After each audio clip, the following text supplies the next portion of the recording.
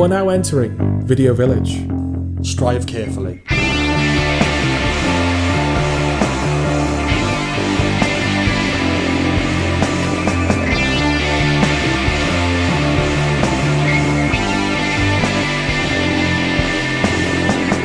Coming up, We catch you up on some things.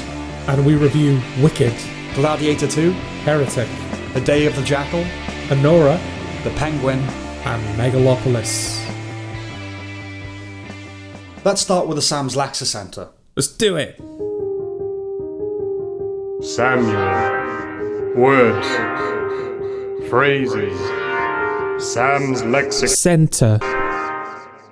We've kind of used this for years. I suppose it's just never really occurred to me to put it in the centre. Yeah, funnily enough, because it's been part of our like common language. Yeah, we were yeah. just like, oh, that's just it didn't feel important enough to put in. Weirdly. Yes, and that term is gay paintballing. Yeah.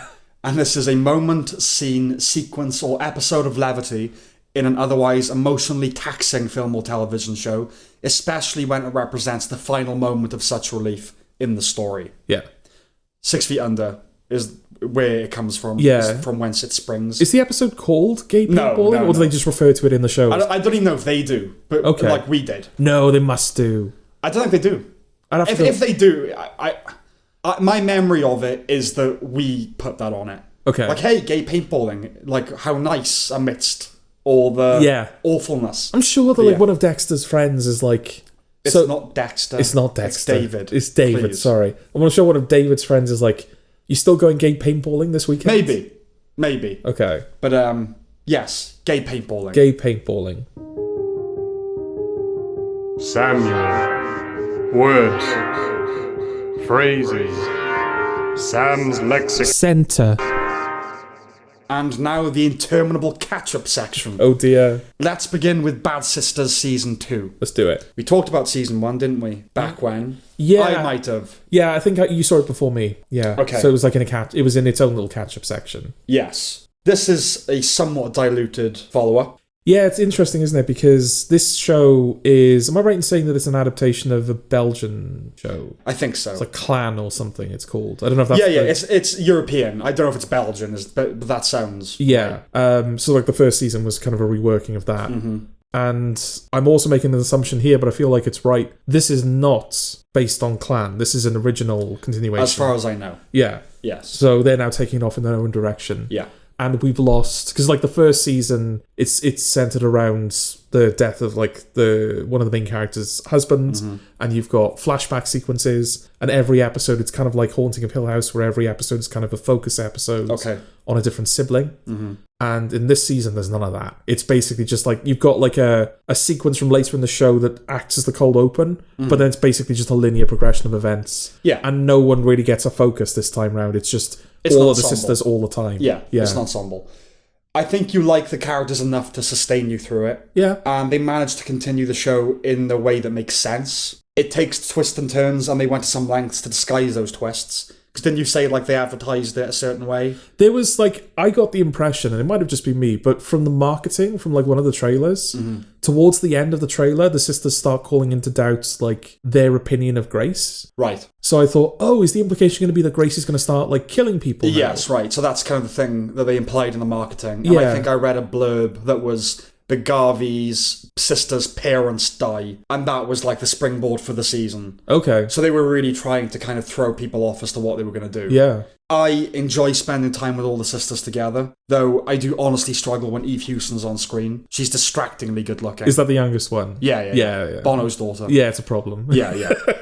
For one of the more likeable characters of the season was Joe, her boyfriend. I think he's meant to not be particularly likable in the beginning anyway. But I actually thought, no, he makes sense more than most of the people there. I guess, I don't know, because like there's a moment, isn't there, where one of the... Is it Lafferty's? Can't remember. Or Clafferty's? Or something like that. I don't know. From the brothers from the first season that are like insurance yeah. people. The one that she has a fling with. Yes. He comes back and Joe gets jealous. Yeah, and I think it's... you might suppose... At that point, you might think, oh, he's like the jealous boyfriend. We He want doesn't her get to it. get with the first guy, and we don't like him. And But after that, no, I think they do a good job of showing that, like, no, he's like right to feel rejected the way that he is. And right for her as well. Like, she does kind of choose him. Yeah. And having a baby and all that kind of thing. Yeah. So that's nice. Having a curtain twitcher ostensibly as the villain resonates with me. I hate busybodies. Well, this is what I loved about it initially, was that I remember saying when we talked about the first one, I really liked the idea that the villain of the show was this guy who's a total bastard. Everything he does is like he's evil. He is an evil person. The prick. He's a prick. Yeah. But technically, he's not done anything wrong in the eyes of the law, at least. Yeah. So there's like no way to punish him. Right. Which is why they resort to trying to kill him, because that's their only course of action. And then towards the end of the show, it turns out that he has done some morally dubious, lawfully dubious things. So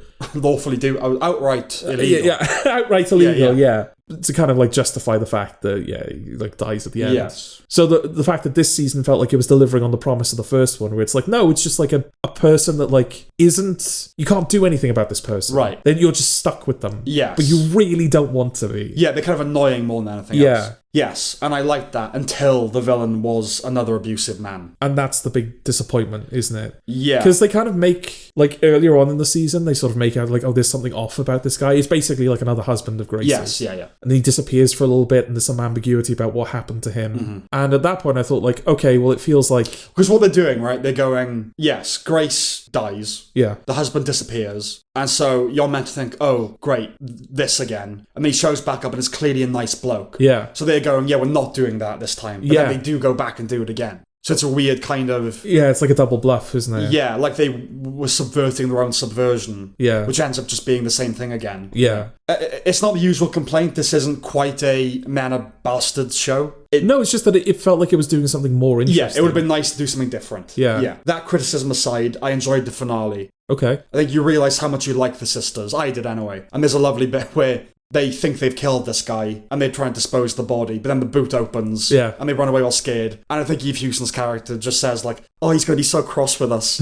And I laughed at it. Like, it's kind of a comedy drama, isn't it? Yeah. But I don't often find it laugh out loud funny, but I did. There's something about the word cross. That's just hilarious. It's just so inappropropriate in that moment, He's going to isn't be so cross with us. Yeah, but also just cross, it's like such a child word to use, isn't it? I can't remember the last time I used the word. I heard someone sincerely say, I'm very cross with you. Well, yeah, you say that to a kid, don't you? Yeah. You know, I'm so cross with you. Yeah. And I think the finale, it partly made up for the season, which was not as strong as the first one. No. Partly. Like I said, it is disappointing they went down that route again. But I did like the kind of cop angle. I did like that. There's the young female cop that is obviously going to, she's woke. Yeah. All these things. And the older male cop is corrupt. But then they redeem that. And I like that. That, no, he basically says to this guy, if you don't fuck off, then I'll ruin your life. And, which is nice that they sort of redeemed the cop from the first season at the end. But it's weird because the whole thrust of the first season was that this guy, John Paul, from the first season, he's emotionally abusive towards Grace. He's not physically abusive. No, verbal, all the ways except hitting her. Yeah, exactly. Yeah. But he is clearly breaking her down and ruining her. And so he needs to be punished for that abuse. And since we can't do it, in a court of law, we have to take matters into our own hands. It's revealed that this guy, the husband in the second season, Ian, who's not even Ian, he's going by like a false identity. Because it turns out that he's a con artist. He's a con artist, but it turns out he was a cop prior. Yeah. But the reason he lost his job as a police officer is because there were domestic abuse allegations levied against him. Yes. And so it just felt a bit weird. A show that made such a big deal of punishing domestic abuse in the first season is just letting this guy that has been convicted of domestic abuse, just sending him back to his family. Well, yeah, I mean, because they can't kill him again, right? They can't do that again. No, they can't. They're doing everything else the same again. Yeah. It's kind of, obviously, he's trying to do different ways in which men are bad. Yeah. So, like, he's abusive in the first season. In this one, he's kind of he impersonates someone and he's, like I said, swindles some of their money, that kind of thing. Yeah. But then he's also abusive. Yeah, it's just a bit like, oh, you're doing fine. Without that, Just him threatening them was enough. Yeah. And it's good because even though he is doing something illegal, so are they. They hid the fact that John Paul was... Yeah, no, I thought it was okay. It wasn't as good as the first season. No. But I'm happy to keep going back to it, if they're going to keep making it. Yeah, I just think that season 3 will need to be a bit stronger. Yeah, they'll need to reinvent themselves a little bit. Yeah. Yeah, but it's always the case with shows like this that are adaptations of foreign shows that then get renewed. Like, oh, okay, what do we do now? Yeah. Well, I mean, we had that conversation, didn't we? I think it was off off mic. Okay. But we were speculating as to whether it would even be the same set of sisters or whether they'd kind of go down the because it's all anthology resolved route at the end of the first Yeah, season. because at the end of the first season, you can just leave it there. Yeah. And that's always a problem when something's very resolved. You go, it's been renewed, oh dear. Yeah. Because you're going to have to contrive the drama now, you know? Okay, I think that's it. Yeah, it's like a tentative recommendation. I'd recommend, if you watch the first season, you won't hate it. You know? No. It's just not as good, that's all. Yeah, there'll be like shining moments as opposed to just like a consistent like And they're always just fun, aren't they, to be around, so... Yeah, they work well together. They do. Genuinely it's a good feel ensemble. like a set of sisters. Yeah. Okay, The Lord of the Rings, The War of the Rohirrim, or whatever, however it's pronounced. Okay. An animated Lord of the Rings film is a hard sell for me in the first place. I'm not a fan of its animation style. It's very boring. To some extent, it feels like a random pound shop VHS you'd get when you were a kid, plucked off one of those spinning racks. Yeah. You know, something like Huxley Pig or The Christmas Tree. Huxley Pig, incidentally, was a stop-motion kids show that was made for Central TV. That ran for 2 seasons, 89 to 90. Okay. They made a video game of that show. Oh, right. For the Commodore 64, Amstrad and ZX Spectrum. It's not the Sistine Chapel, but it's still creativity. And it just breaks my heart a bit to consider all those practitioners the history never recognised, let alone remembered. All this low-profile art making in regional recording studios for discontinued channels. The product sitting on shelves opposite bouncy footballs and knockoff imported Romanian chocolate, quietly vibrating and fizzing in dwindling memory, mere particles in the fireworks of human aesthetics. How did merchants tailor those video selections anyway? Were they in chain stores? Did they all have the same ones? Yeah, or was there just like just give me what you got? Exactly. Is it shop by shop? I'd like to hear a podcast doing a deep dive into that, you know? It's similar to The Works, just this arbitrary assortment. Yeah. But they didn't just materialise there. Someone had to put in those orders. Yeah. Someone had to deliver them. Someone had to make them. Just all this obsolescence. I think it's fair to say that most people that worked on Huxley Pig didn't think it would be their biggest project. But for most, it was. Anyway, that's Lord of the Rings.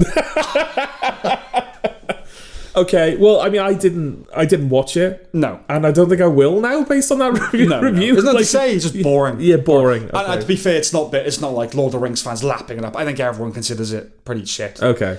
Mufasa, The Lion King. I also didn't see this. Okay. Well, I haven't seen the 2019 remake of The Lion King. Yeah. I don't care to. Okay. The cynicism of this is palpable. It's not always a chore to watch bad films. You can derive pleasure from being sarcastic about Madam Web. This was a chore. Okay. The Lion King is Hamlet, right? So this is a prequel to Hamlet. Okay. You could do that infinitum, couldn't you? How did the ghost of Hamlet's father become king? How did Hamlet's grandfather become king? I've been asked to care about Prince Hamlet. By definition, this is the most dramatically interesting period in the lineage, in this fictional universe. I don't care how Mufasa became the Lion King. He is the Lion King. He's killed. Then Simba has to win back the throne from Scar. That's it. Yeah. It's the perennial problem with prequels that I know they're lying about this being as important as what follows it. They're lying. They're lying about it. Because you already told me it isn't. Yes, Better Call Saul is fantastic. Yeah. But it is the exception that proves the rule. It just becomes all the more potent when you throw Shakespeare into the mix. He didn't think Hamlet's ghost needed an origin story. What, you're better than Shakespeare? The Elton John, Tim Rice songs from the original 94 film, they're part of our collective cultural consciousness at this point, aren't they? It's bold, or stupid, to go up against that. Nothing here comes close. Okay. Let's look at some of the lyrics of Now Easy Punchline, Can You Feel the Love Tonight? Okay. There's a time for everyone, if they only learn that the twisting kaleidoscope moves us all in turn. There's a rhyme and reason to the wild outdoors when the heart of this star-crossed voyager beats in time with yours. And can you feel the love tonight, how it's laid to rest? It's enough to make kings and vagabonds believe the very best. They don't make them like that anymore, do they? Funny enough, do you have any lyrics from one of the new songs? I don't. Okay. I don't. But nothing comes close. Yeah. Everything now is just so fucking ironic. Yeah. Anyway, who cares about this? I know it's done well financially, but who wants this? But I don't know if... I think it's done all right financially, but I think it's been a financial disappointment, because this is a prequel to a $1 billion film, isn't it? Yes. I don't know what the demand was for it, if there was any demand for it. But yeah, it's absolute shit. And I just looked at this film and felt numb. Yeah. And I've basically no memory of the experience. Rehypnol cinema. Okay. And I didn't even get raped. Someone drugged me to drug me. There's the banality of evil, then there's just evil banality, and that's Mufasa. Right. Evil banality. Yeah. Okay. All right. Secret level. Yeah, okay. This one's me. Yes. This one's one of mine. anyone that's familiar with Love, Death and Robots on Netflix will kind of know what they're getting into here. Okay. In part because it's the same people. Is it? Yeah, it's basically... Not Fincher, though, right? What, not Fincher? Yeah, because he produced Love, Death and Robots. Oh, did he? Yeah. Okay, no, I was thinking more like Tim Miller and Blair Studio. And I think it's all the same people. Okay. Yeah, it's basically an adult animated anthology series, but rather than Love, Death and Robots, which is, I think, all original stories, Secret Level, each episode is an adaptation of a video game franchise or story. Yeah. So they've got an episode based on newer, like older titles like Mega Man and Pac-Man. They've got more kind of indie titles like Sifu and Spelunky, but then a lot of them are kind of big franchise, the kind of games where they don't have stories, they have glossaries. Right. Like D&D and Warhammer. Yeah. Lore. It does feel like a lot of the episodes are kind of geared more towards advertising the franchise rather than actually telling an interesting story with them. A weird example of that was the Pac-Man episode, because that's the one I was kind of most interested in seeing what they do with it. Because it's the only one where it's like, well, what the hell kind of story can you tell what's the story of with Pac-Man? Yeah. And then that episode started, and it takes place in this like bizarre Zack Snyder coated post-apocalyptic future. Right. Where it's like this creature living in like this Matrix-style tank that gets spat out. And then this little like Pac-Man creature is like next to him, and he's like, you're going to escape the maze now. Okay. So they're kind of going along, and they encounter these like creatures, and Pac-Man goes, you have to eat them. You have to eat the creatures. Right. So he kills a creature, and then he eats it. And then over the course of the episode, he's becoming more feral in what he's eating. And then he eventually encounters a ghost, and Pac-Man's like, you have to eat the ghost. But I think he refuses to, so then Pac-Man kind of eats the guy. Right. And turns into this, like, horrible, like, eldritch version of Pac-Man. Right. And tries to escape the maze. Yeah. But then, like, the creature that he's eaten manages to kind of stop him. Okay. And then it cuts back to Pac-Man back in the same place where he got the original guy. And it shows that there's, like, an infinite amount of these people. Yeah, right. It's like Pac-Man is going to keep trying to escape the maze. Yes. So it's a very abstracted version of the Pac-Man gameplay loop. It would have to be, I would imagine. Yeah, which probably is the only place you could take it. Yeah. I didn't like what it was doing specifically. No, it sounds silly, but yeah, you'd have to invent upon that premise, wouldn't you? So I thought, okay, well, I mean, everything else is kind of, it's either just doing the thing, or it feels like it's gearing up for like the next stage of whatever that franchise is going to be. But this kind of nice, weird original story, that's something. Yes. And then I found out that at the Game Awards, which was like a couple of days before this episode aired,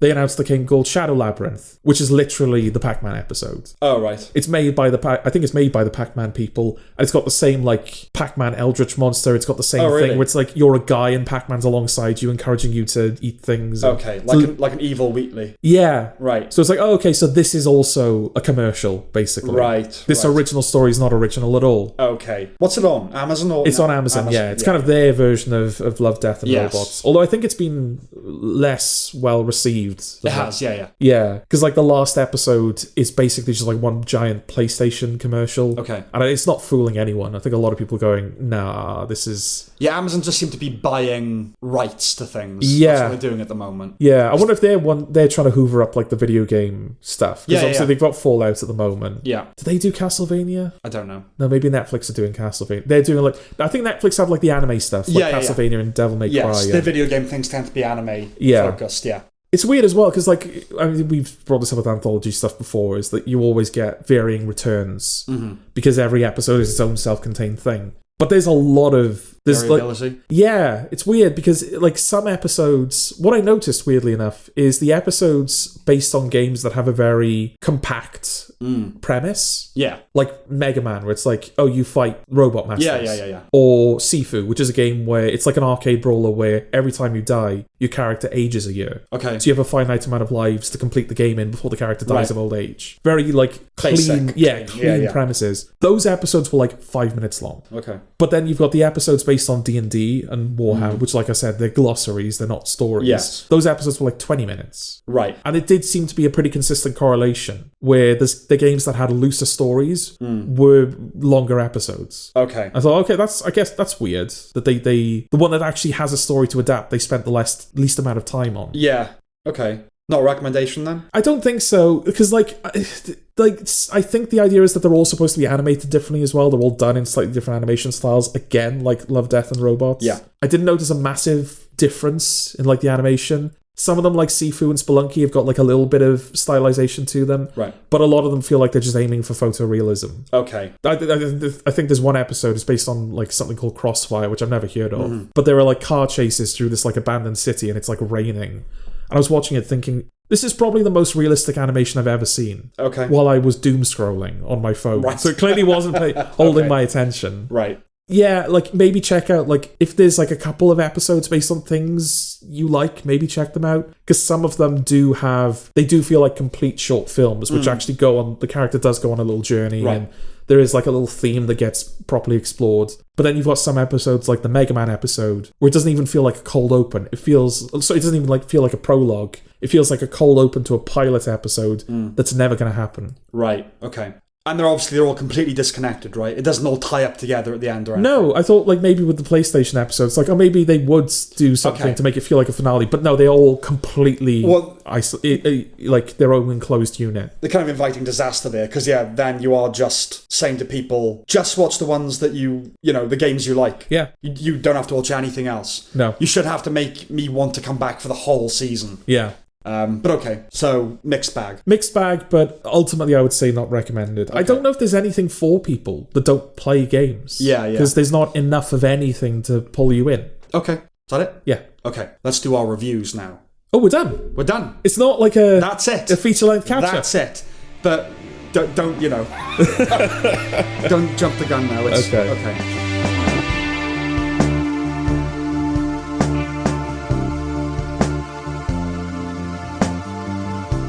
Wicked. Something wicked this way comes, Sam. Well, my sense going into this, Jordan, was that it was going to be one of the trickiest reviews we've ever had to do. Yeah. For a time, it was the front runner for Best Picture. Those odds seem to be shifting at the moment. But it's a big, successful blockbuster to boot, and you want to do it justice. But I am not a particular fan of musicals. You actively hate them. Yes. And I don't feel like either of us has a sufficient technical arsenal to deploy for the film. I wouldn't call Ben Shapiro an expert, but he's a big fan of musical theatre.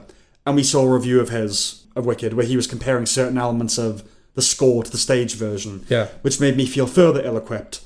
I knew absolutely nothing about the novel, the stage show, or musical theatre in general, really. But that shouldn't matter. It is a film, so it's within our remit. It's a musical. Yeah, let's get that out of the way. First. It is a musical, a Broadway musical. I am not partial to the form, but if a musical is going to do anything for me, it needs to be a bit subversive. This isn't. It's a traditional musical with all that musical-type singing and instrumentation, but it's not a top-to-bottom musical, happily. No, like there's just enough of a gap between the musical set pieces for you to forget. For a second. For you to start like getting into the story and then, there's every time it would be dialogue transitioning into, and then I saw, and then Jordan would just go, oh no. We were doing so well. Damn it, you reminded me. So what to say? It's about being an outsider, isn't it? So Peter Dinklage voices a goat professor with his Tyrian accent. Yeah. His goat has a stammer when he says Galinda. So a point is made about being different. So of course it makes sense to cast a little person in that role. Someone writes on his board, animals should be seen and not heard. So it's about racism. Okay. Goat racism. Goat racism. Later on, it's a bit more reminiscent of anti-Semitism, the treatment of the Jews leading up to the Holocaust, with academics going missing and because they're pushing animals out of positions of authority. Yeah, like things are happening, you know, in the climate. But I'm sorry, when he's looking at the board in his glasses and he's a goat, and he asks, "Who's responsible for this?" and it's all dramatic, and he's a goat. It's funny because he's a goat. Because he's a goat. They even do like a little zoom in on his face, don't they? Like a Hitchcock zoom. Yeah. It's like, who's responsible for this? Who's responsible for this? I am not the target audience. And that usually doesn't matter because we're refined. But not with something like this. I can say that as a non-musical fan, it didn't fully convert me, but there are good things about it. Okay. Firstly, the bad. I forgot it was a cunting part 1. Yeah, they kept that hidden from you, didn't they? Yes. Like even when it like fades in on the title card, it's like down in the corner. Yeah. Wicked. Yeah. Yeah, exactly. I don't like watching Ariana Grande. She's basically Dolores Umbridge meets Regina George in this, a narcissistic girly girl. It's weird, isn't it? Because I know we're doing the bad, and I imagine you'll mention this in the good. So I'm sorry if I'm kind of like no, it's fine. Muddling your review a little bit. Cynthia Erivo who was the person I wasn't looking forward to with that whole fan poster business. The fan poster. Do you know what? I forgot about that. Really? I think because of how ludicrous that campaign has been, the press tour for that film. Yeah. By holding space and, them holding each other's fingers and all that shit. Yeah. The highly delicate thing. Yeah, I forgot about that. But yeah, that is utter nonsense. Yeah. Utter nonsense. Yeah, we're like a fan, for those who aren't familiar, like the original Wicked musical has a very specific poster to it where it's like Glinda whispering into Elphaba's ear. Yeah. And Elphaba has this like wicked smile. And with the hat, the brim of the hat concealing her eyes. Yeah, it's a poster that kind of invites your imagination a little bit. They recreated that in live action with Ariana Grande and Cynthia Erivo, but Erivo is like looking down the barrel of the camera. You could see her whole face. Yeah. But it's the most nothing. It's completely blank. You cannot pass what emotional state she's supposed to be in. It's just looking at you, that's it. Yeah. And so someone did a fan edit where they made her lips red and they brought down the brim of the hat and they gave her a bit of a smile, and he's like, oh, I've like recreated the famous musical poster. And Cynthia Erivo hit back with, this is the most offensive thing I've ever seen. Which, identity politics notwithstanding, she's black. It's like, that's the most offensive thing. Yeah. I think her whole thing was like, it erases me from my own work, know? Right. I mean, just what a charmed life you've led, if that's the most offensive thing you've ever heard. But, it's all been like that, basically, the press tour. But then actually watching her in this film, she's actually pretty good. She's good. You've got to kind of ignore that stuff when you're watching the film. Yeah. I mean, actors are awful people. And they're getting their comeuppance now, aren't they? With all their houses burnt down. But no, she gives a very natural, convincing performance that does. I genuinely warmed to that character. Sure. And it's basically a two-hander. It is, exactly. But that's the thing with Ariana Grande, she's not giving a natural performance. No, she's not. Very affected. Well, she's meant to be unlikable, right? Yeah. And she does have some funny moments. So at the beginning, something doesn't go her way, and then she says, something's really wrong. I didn't get my way. Little things like that. I was like, okay. I just don't find her a compelling screen presence. Especially if you see Kristen Chenoweth's performance on Broadway. That probably didn't help, because I don't know how she does it, but I think from what little I've seen of her performance, what's nice about it is that character obviously thinks she's all that. Yeah, Ariana Grande is a pop star. Yeah. And you're bringing that to it, whether the film wants you to or not. Yeah. And she looks like a Disney princess. Like, I don't find her attractive in the slightest. I really don't. Okay. Right? I know people do. I'm not saying, like big eyes and kind of, there's not like a lot of irony in the kind of character. Yeah. Whereas with Kristen Chenoweth's still like a good looking blonde woman. Yeah. But I think because she has a very, very high pitched squeaky voice, and she's naturally funny and charismatic. Yeah. Ariana Grande is not funny. Ariana Grande doesn't need to be funny. Yeah. So that's a big problem. She's not playing that character with any irony. And I know irony is something that we sometimes complain about. Like, there's just too much of it now in art in the modern world. Yeah, but I don't like the postmodern kind of irony. Irony in general is brilliant. I love irony. It's one of the best things about life is irony. But, that character loses their irony with Grande. But when you cast a genuine pop star in the role. I don't know how fair it is to compare anything to this, whether we should go back and look at the Broadway performance. But I hadn't seen it before this, so I thought, let's have a look. And it's just like 200% better. Yeah. Yeah, because she's charming even in her self-obsession. Like, oh, it's fine, really. Yeah. It's funny, Michelle Yeoh was a major mistake. Yeah, I think there's even an interview, isn't there, where she said that, like, the guy gave her the script and she rung him up and she was like, people are singing in this, right? Yeah, and I don't sing. Yeah, and I don't sing. You'll be fine. Yeah. She wasn't fine. She wasn't. I think she only has, like, 1 or 2 quick little singing moments. Yeah. But I would say it's an argument against diversity casting, but it's not a problem elsewhere. And there are Asian women that can sing if it comes to that. Yeah. A lot of these big stage-to-screen musicals feature at least one stinker. So Russell Crowe and Les Mis springs to mind. You'd think, right? Cats, it's the opposite. I think there's like one good person in Cats. Yeah, I'm trying to remember now. I mean, like Corden is bad, but I mean that whole film's rotten, so it's hard to. But you'd think it would be a case of the director wanting to stuff the cast with talented musical performers, but the studio going, no, you have to have an A-lister. But Crowe was surrounded by Jackman, Hathaway, Seyfried. And there are also A-listers that can sing. Yeah. Anyway, Yeoh is a clunker. Yeah. Also, it's not unique to this film, but I hate that musical thing of, they'll go, it sounds so crazy. and so crazy. Oh my god, that really, I don't know why. I think because it's so affected, you know? Well, I wonder if this ties into it as well, but I think the thing that I found was towards the end of the film, after she meets the Wizard of Oz and she kind of gets a sense of what the wizard's really up to, and it sort of like brings like the world, it raises the stakes a little bit, like, oh, the world is now kind of at risk in its own way. Yeah. Because he's responsible for the animals and he's kind of like lying to people and changing their perception of what's actually going on. But whenever they have like those big musical numbers, it feels like outside of the main cast, everyone else that inhabits that world is just a prop of the musical numbers. Right. Because when someone starts singing, all of the crowds around them will suddenly join in. And of course, yeah. I guess like you could argue with Galinda, it kind of works because the whole thing is that she's the popular girl who... you know, everyone wants to be her or be with her, so it kind of makes sense that they're all kind of taking her side.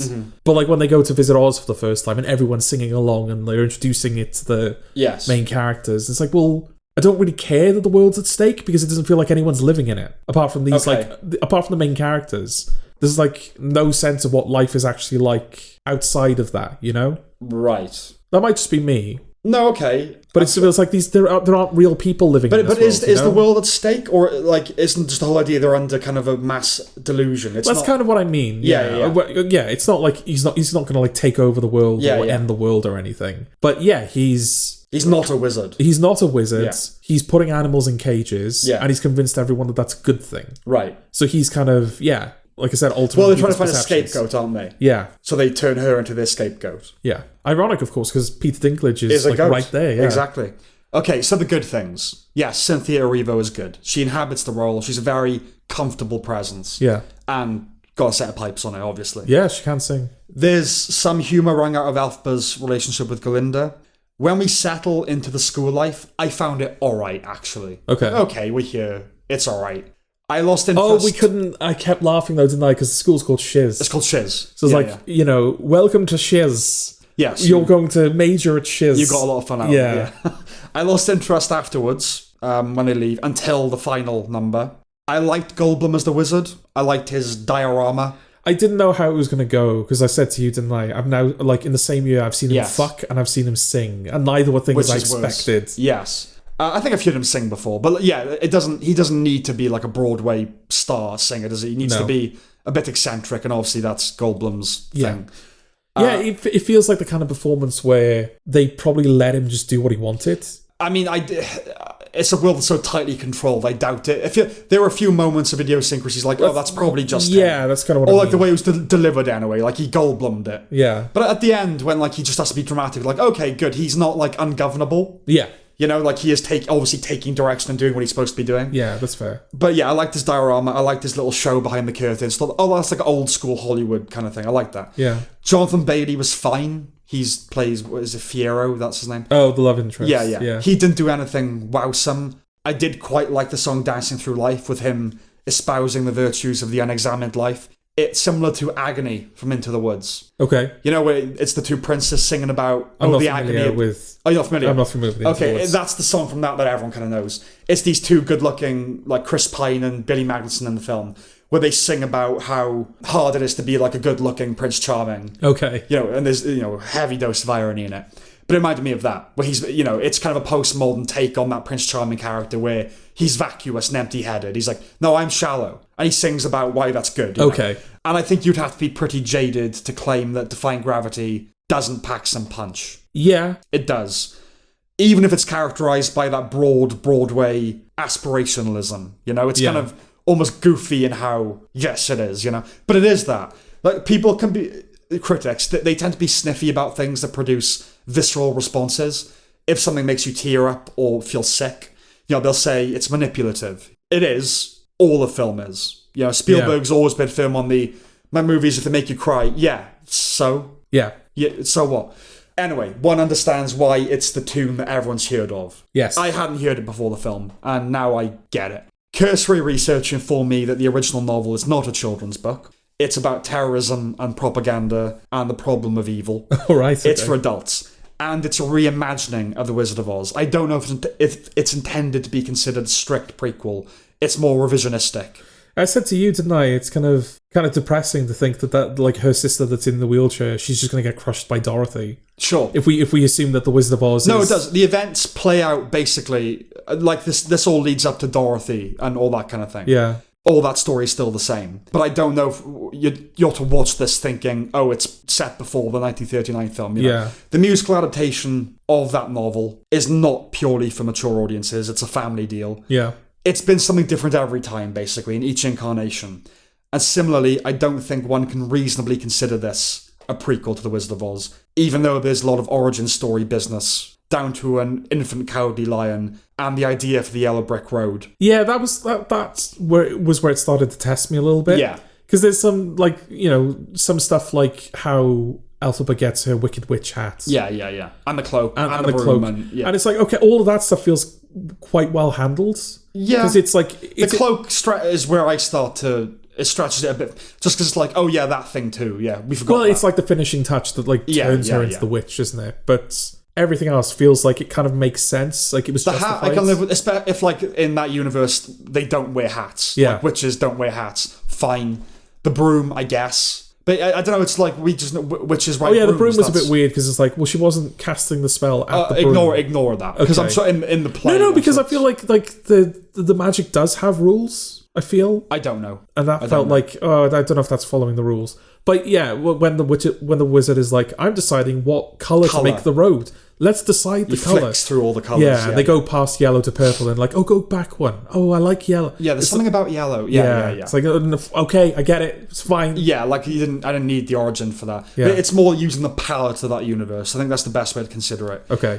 We'll see where the sequel goes, but there is zero resemblance between Elphaba and the original Wicked Witch of the West. Because, among other reasons, the Wicked Witch is the Wicked Witch because she's the Wicked Witch. Because. She's pure cackling malevolence. Nice joke. No context required. She's not a character, she's an archetype, an element, right? I don't know if L. Frank Baum's original novel delved into her character, but it doesn't matter. Culture knows The Wizard of Oz as a piece of cinema with a baddie that ranks 4th on the AFI's most iconic villains list. Yeah. I don't need to see how she became wicked. But then, is this supposed to be a prequel to the 39 film, to the original novel? Too many questions. So I think it just has to be considered a standalone project, or Standard 2, as it were. But I think, weirdly, thinking of it now, it reminds me of Dr. Sleep, where I think Mike Flanagan, when he was making that... Do you know what? That's probably a good comparison, actually. Where he was saying, okay, this film is a sequel to the novel, The Shining, but when you think of The Shining, we think of the Kubrick film. Yeah. Everyone thinks of the Kubrick film. It's undeniable. So I'm going to try and, finally reconcile those things. Yeah, so it's kind of pulling a lot of iconography from the film version of The Shining. Because King famously hates the Kubrick version. So Flanagan was going, but people think of him, Jack Torrance, in that jacket with that hair, what the hotel looks like, that carpet pattern. So I'm gonna do both. I'm gonna finally redeem that for you. Yeah. And King was happy with it, obviously. But I think that's a good comparison for this. Okay. I won't lie about there being a certain nostalgia for big musicals winning Best Picture, even if it isn't the right choice in any given year. I don't think a film should have to be financially successful to win, like a lot of conservatives do. But a large-scale, broad, for everyone film winning, there's a certain throwbackness to that. And it's not a bad film. If you can't stand musicals, obviously the battle's lost for you before it's even begun. But it's okay, and I won't be annoyed if it wins, really. And, we bow out with Defying Gravity. Everyone leaves on that high. And I think that's a compelling factor in the odds for it winning Best Picture. Okay. Everyone remembers that's where the film ends, Yeah. I don't know if it will. At the moment, it's looking at maybe The Brutalist is going to win. Who knows?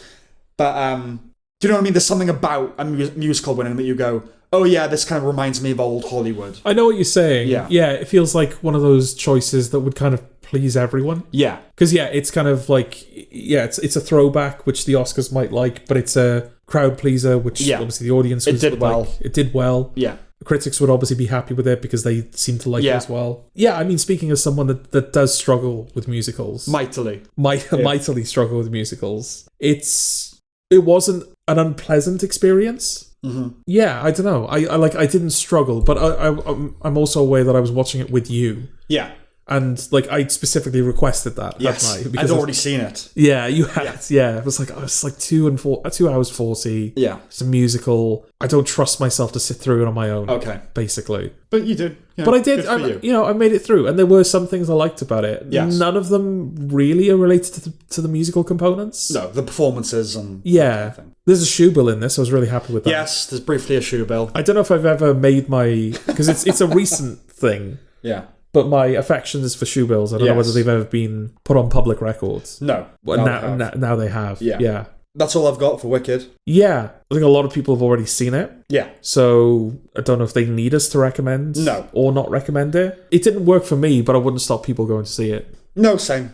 It worked for me more than it worked for you. Yeah. I can't get Defying Gravity out of my head. Okay. But yeah, if you're interested, you're going to see it. You're not going to convince someone who's not to try it, you know? Yeah. So, there we go. Okay.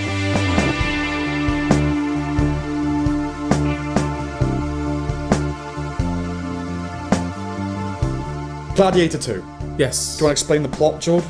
It's about the second gladiator in the Russell Crowe lineage, whatever that is.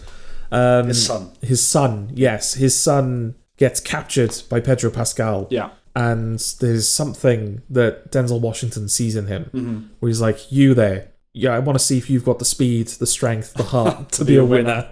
So I'm gonna put you in like these gladiatorial things, and then deep down in your soul, we will discover if you are a gladiator. Gladiator, exactly. Yeah. His wife or his girlfriend or whatever gets killed in the beginning. Yeah. In the raid on his city by Pedro Pascal. Yeah. So he's going after Pedro Pascal to enact revenge. Yes. That's why he's like allowing Denzel Washington to put him through his paces. Yes. But and then there's also these two emperors. Yeah, but then you find out there's more complexity to it because he's serving these two emperors that are kind of like idiots, basically. Crazy, Roman Nero-style emperors, brothers. And Washington has his own political machinations that he's trying to accrue power and all these things. And Pascal isn't like fully on board with the emperor's agenda. Yeah, there's some different dynamics. Yeah. Anyway. Frustratingly, there's not a whole lot to say, I don't think. Okay. Were you entertained? Were you not entertained? I was not entertained. You weren't entertained? No. That's okay. Were you not entertained? Were you not entertained? Yeah. So was I not entertained? Yeah, I was not entertained? So you were entertained. No, that's not right. You were not entertained. I was. As a question, it's kind of one of those weird, like, are you not entertained?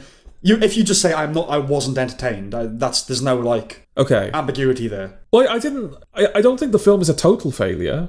No, it's not a total failure. It's not an awful film. No. Okay. It's kind of a pointless one, which is It's pointless, yeah. Well, okay. Let's strip it down here. Okay. The CG animals were a bit rubbish. The baboons, especially. I think when you consider that Gladiator was, I am remembering this correctly, right? It was considered like a leap forward in terms of digital effects at the time. And I think it was just because, it's finally being used on this scale. Yes. In this way, in this type of film. So for a film that's kind of known it's part of the history of visual effects in cinema, for the visual effects here to be kind of a letdown. Yes. Even if they're not that much better than, like when you compare visual effects now to when the first film came out. Gladiator looks better than Gladiator 2. Okay. I don't know about the effect, but I mean, they weren't doing baboons and all that kind of thing. No. I know those scenes can't be achieved with real animals unless the filmmakers want to recreate Raw, and because Peter. Yeah. But the presence of CG in general, to be honest, is something I don't love, unless it's very, very well done. Yeah. We now live in a post-Dune world. Yes. Yeah.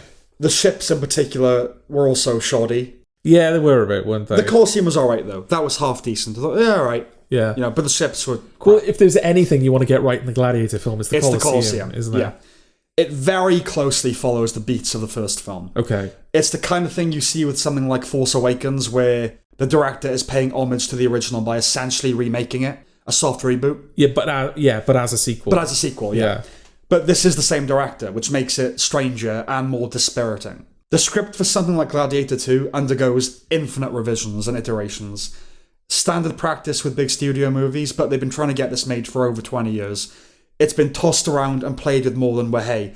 And I think when you whittle and fine-tune and crowdsource something that much, you'll naturally end up with something close to a clone. Because there has to be a consensus upon what worked. Yeah. And you'll just kind of end up with the first film again, They should have gone for broke and done something wildly different.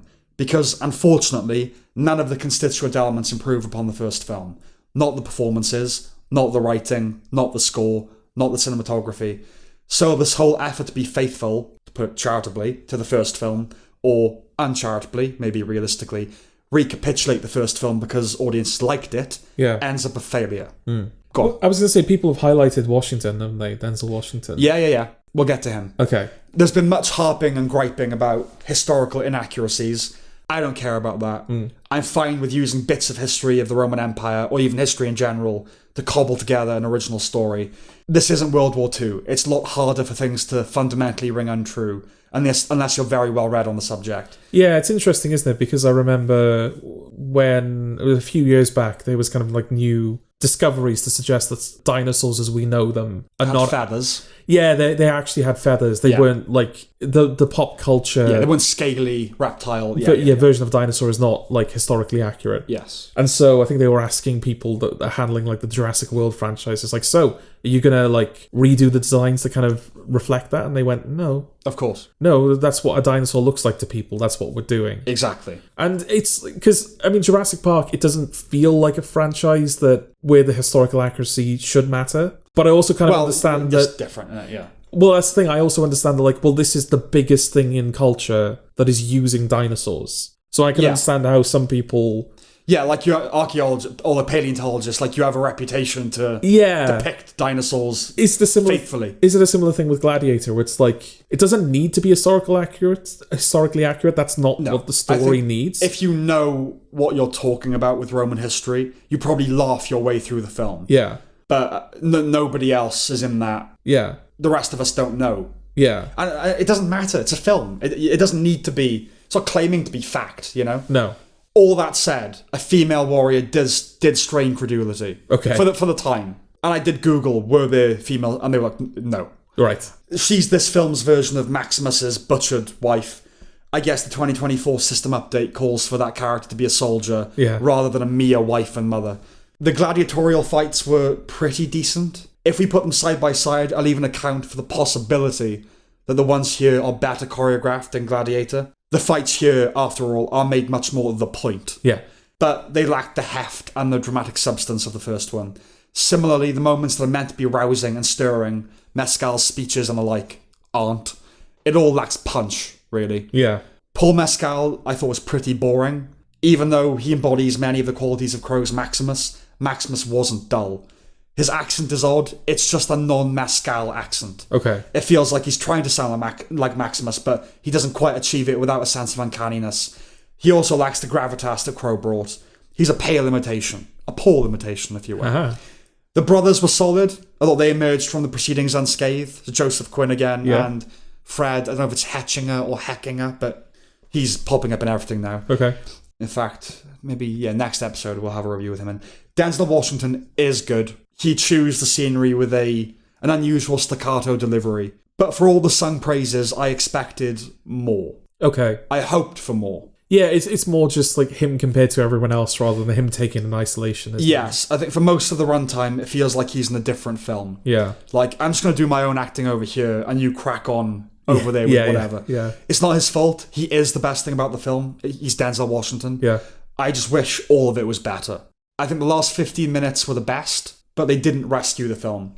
I had high hopes for this. Yeah. So not that I was expecting it to be brilliant. I could do the Gladiator sequel. I was going to say, because there must have been something about it that was resonating with you. Well, I like it's an archetypal story, like I could do with the Gladiator sequel, and Denzel Washington being the standout villain, like I'm up for that. Yeah. And then I've ended up quite disappointed, I must say. Yeah, I wonder how much of it as well was down to, well, they've decided now, like they're finally doing it now. Yeah. One must assume that it means that they've figured out what they need to do with the sequel to Gladiator. Right. And they haven't. They haven't, really. They haven't. They've just done the same thing again. Yeah. That's all I got, really. Yeah, there's not much else to say. No. I sort of liked the fight at the end because it makes you think it's going to be this big battle sequence. Yes. No, the last 50 minutes are good. Yeah. They're good. And it's not that. It's just chaos. Like, he kills the Emperor, then he runs like... Yeah. Yeah. That was the best thing in the film. Yeah.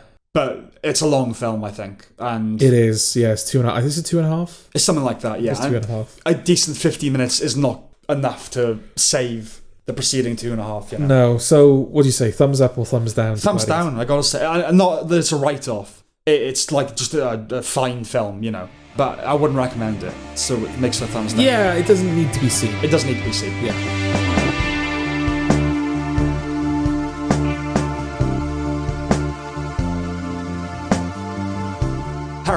Heretic. What's the plot of Heretic? Hugh Grant Yes. has a bone to pick with religion. Interesting they came at it that way, okay. Well, that's very much, that informs everything. Yeah, that's the heart of it. I think most summaries would have taken the perspective of the girls. There were these two girls. Oh yeah, I mean, not really. Yeah, of course they. That's what you put in the plot if you were advertising the plot, wouldn't you? Sure. You wouldn't say Hugh Grant is this bloke because he's not. He's the cipher. Yeah. He's not. He is he's the main character, kind of. It's kind of a 3 lead. Well, he's the one you take away from the film, isn't he? You kind of remember him first. Oh yeah, sure. But he's not your entry into the film. No, you're with the girls. Yeah, the prospective characters are these two. Yeah, they're Mormons. Yeah, they're Mormon girls that go to this house because they want to see. They're proselytizing, and he's expressed interest, so they knock on his door. Yeah, but then they get kind of trapped in his web, and he basically wants them to explain religion to him. He wants to convince them that he's discovered the one true religion. Yeah. That's what it kind of all boils down to. It's like, explain religion to me because I'm going to explain it to you because I think I figured it out. Right. Yes. So... But it's not just like people sit down and talk about religion. It's a horror film. It's a horror film. It's a horror film. Light on the horror, but it is a horror film. Yeah. It's a creepy kind of film. Yeah. I was glued to the screen for the entire film. Yeah. Is that him or the script or both or what? Him and the script. Mostly. The script, yeah. Him and the script. It has that classy A24 look, doesn't it? Yeah. It's essentially people discussing religion and faith for an hour and a half just in a creepy context. It's also a dark games movie, like Saw or Cube or The Game. I'd say the dialogue is great, and it is, but really it's great monologue, great rhetoric. Yeah. It doesn't firmly land on belief or disbelief, as you might expect, but I suspect the filmmakers are philosophically sympathetic to Mr. Reed. His oratory is just too colourfully and thoroughly penned. Yeah, do you think? Or is that their way of kind of... giving the devil his due? Yeah, we're sort of giving them... Well, we're steel-manning this guy as much as we can. Yeah. So that it can be dismantled at the end. Or it'll be kind of... I don't think it does that, though. No? No. Okay, we'll go on and see where we end up here. Okay. Going in, I had no idea how wordy it would be. It's quite theatrical, actually. Yeah. While remaining cinematic at the same time. It's a curious setup. You obviously know he's the villain and fundamentally evil in his behaviour. You want the girls to win, but my guess is most of the audience will be on his side intellectually, as well as the people making it. The arguments he makes, I think most people actually probably agree with those arguments. Okay. But we don't like him. Do you know what I mean? Yeah. Especially in the context of the girls being Mormons, which is a pretty looked down upon denomination. It was crystallised for me in Sister Barnes' rebuttal to his initial presentation. That was thin, not his argument. Anyhow, it's all opinion. But he kind of gives this big presentation about, you think Jesus is this, but there were hundreds, thousands of gods that had the same story before, and he presents all these things. They're just iterations upon iterations. And then she kind of offers some half-assed rebuttals to what he said. And I don't know if you're meant to kind of... I think the film is giving them their due. It's like, it made good points there. But it's weak compared, I think, to what he was saying. Okay. You can disagree. I just feel, like Tar, people are saying like, oh, it's actually taking down people who are against cancel culture. Like, what she says in that film is so convincing. Yeah. That it's a similar thing here. Okay. Speaking of Mr. Reed, anyway, yes, Hugh Grant is very much the MVP. He was nominated in the comedy category at the Golden Globes, which is a choice. Yeah. There are comic elements to his performance, but it's not a comedy. No. It's one of the year's finest, certainly one of the most fun performances. We briefly leave the house a few times as we see Topher Grace's elder looking for the girls. I was initially unsure about this, because the film always seems poised on the metaphysical, like maybe nothing was real. Okay. Like there is no house, or there is no outside world. Like, as soon as they're in that house, that's reality now. Yeah. Do you know what I mean? But ultimately, it never explicitly enters the divine or supernatural, except maybe the final scene. So considering it was grounded in reality, I grew more accepting of those cutaways. Especially since it kind of subverts where you think it's going. It doesn't pan out. Yeah. It's misery, Not as bloody as that, but it's that kind of thing where he's going to find them. No. I have a very personal connection to 2 of the songs used in the film. Okay. I've actively avoided them for a few years, so they were hard to hear. Okay. But also to some extent therapeutic. Anyway, the final revelation, so to speak, is not revelatory in the slightest. It's something we've all heard before, and it's basically implied in everything Reed says over the course of the film. Incidentally, as much as I might agree with a lot of what he says, we diverge at his conclusion. So his thesis is that the one true religion is control. I would say that's an ingredient, it's not the soup. This stuff is not profound, right? It's popcorn. Like, the big revelation being, oh, religion's really control. We've heard that. That's not like, But that's perfectly fine. It's by no means a criticism. The filmmakers said they were influenced by films like Contact and Inherit the Wind, which were mainstream movies that tried to discuss religion seriously. And this feels about right. It's the same thing. The maze thing toward the end was cool, and I suppose one's take on whether that was merely an artistic conceit or representative of something deeper feeds into the interpretive nature of the ending as a whole. My mind went from thinking it was Deus Ex Machina bullshit, appropriately, to a few different ideas before settling on one. Not for a long time, I will say. One's brain gets there in a few moves, not long into the credits. But that's fine. Heretic is operating on a certain level, and that's somewhere between pure pulp and A+ theological cinema. I liked it a great deal. One of the best films of the year. Yeah, definitely, yeah. Like I said, Hugh Grant is the one that you sort of come away thinking about. Yes. But the girls hold their own as well. They do. They're both very good. On the first watch, it's Grant. The script. And then the more you watch, you're like, okay, I'm paying more attention generally now. And they're good. And I think Sophie Thatcher, watch out for her. She's going to be next year's... Which one was she? The one that's killed. Yeah. First, maybe only. Who knows? But yes, the dark-haired one. Yeah. I think... She'll be one of 2025's, say next year, we're in it. Yeah. One of 2025's breakout stars, I think. I will say, having watched it like 3 or 4 times now, the first half is much stronger than the second half. Oh, really? Okay, no, that's a lie. It's stronger. Not much stronger. But when they go down to the basement, I think it loses some of what it had beforehand. Which is because it's creepy and you don't know what's going on and what is he keeping them there? What's happening? And his big presentation, which for me is great, like the pinnacle of the film. And then when it becomes kind of more overtly horror then. Yeah. It's kind of like, okay, I know, it's still great, but it's not as... I miss the kind of ambiguity, if you like, of... Yeah, I think... Well, that's certainly the part...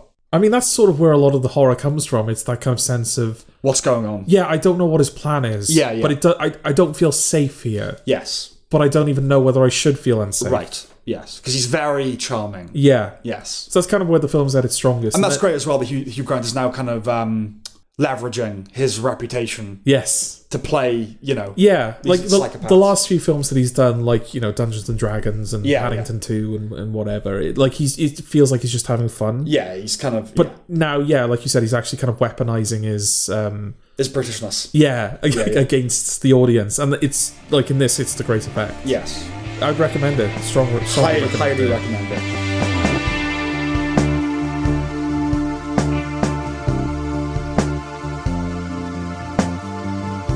The Day of the Jackal. So this is an adaptation of the Frederick Forsyth novel, previously adapted as a film in 1973, a very good film. This is a modernization, and like every other update, it involves a tech guy. That seems to be an invariable requirement. Okay. What's the plot? Is it worth kind of giving the plot? I mean, it would be broad strokes because this is it's 10 episodes and they're over an hour each, so it's it's a lot of TV for what you tend to get nowadays. Well, it's an assassin, sniper, hitman. Yeah, guy. He is the Jackal. Master of disguises. Yeah, he's a master of disguise. He is tasked with killing someone. Yeah. He kills them, and then he's tasked with killing somebody else, like off the back of that. Yeah, well, but there's like cat and mouse. Yeah, he's being pursued by a MI6 or whatever she is. Yeah. As a result of like killing the first person, MI6 are kind of onto him. Yeah, they're trying to figure out who he is. At the same time as he's trying to kill this new guy, there's kind of unresolved shit from the first assassination spills over. Complications arise. It's that kind of thing, which is constant ebb and flow. But it's fundamental. It's a cat and mouse game, isn't it? Between those two leads, they're like they don't meet for the longest time, then they almost cross paths, and it's heat. It's that kind of thing. Yeah, Eddie Redmayne plays the titular Jackal. Yes, and Lashana Lynch plays the other one. Yeah, 007, right from No Time to Die. Yes. Yeah, which I think is what most people would know her from. Yeah, There are many James Bond crossovers. The casting of Lashana Lynch, first and foremost. But also, MI6, international espionage. The opening theme is performed by an artist named Celeste, who sounds exactly like Adele. Yeah, it does. I mean, the opening does feel very Bond. Very Bond, yeah. To some extent, this is to Eddie Redmayne what the Night Manager was to Tom Hiddleston. An opportunity to do Bond without playing Bond. Do you think he's doing Bond? Yeah. I mean, he's the villain, obviously. Yeah. But a lot of the same things in common. That's the thing. Bond, you flip it a little bit, Yeah. Suave, international, many disguises, all these passports, identities, high-trained killer. Yeah, this is the closest he's going to come to being Bond. Okay. Even though, like I said, he's the villain, he bears many similarities to Bond. Incidentally, I've always wanted a lone wolf Bond villain like a sniper, instead of them always having seemingly infinite resources and personnel. Yeah. Also, I've always wanted Bond to have to seduce a bloke. What are you saying? What? Because in this, he has to gay it up, doesn't he? And he does. I've been actually, Bond would do that, and it's implied in a couple of films. Yeah. Not that he does it, but that he has done it. Is it weird? I kind of want to see him have to do that in a film. That he will do anything for the job, Like the original film and Le Samurai and The Killer, it has that thing of professional meticulousness. But here, we're not privy to every inner rumination as we are with Michael Fassbender's Assassin. The Jackal's a lot quieter. Yes. But it does, you're kind of right that it does have that kind of process unfolding component that The Killer had. Yes. Some of the assassination sequences where he's just preparing the rifle and he's checking the wind. I think at one point in the first assassination, he shoots the edge of the building to kind of get a sense of where the bullet's going to land. Yes. And a lot of that stuff was the stuff that I liked the most about it, where it was just detail unfolding. I agree.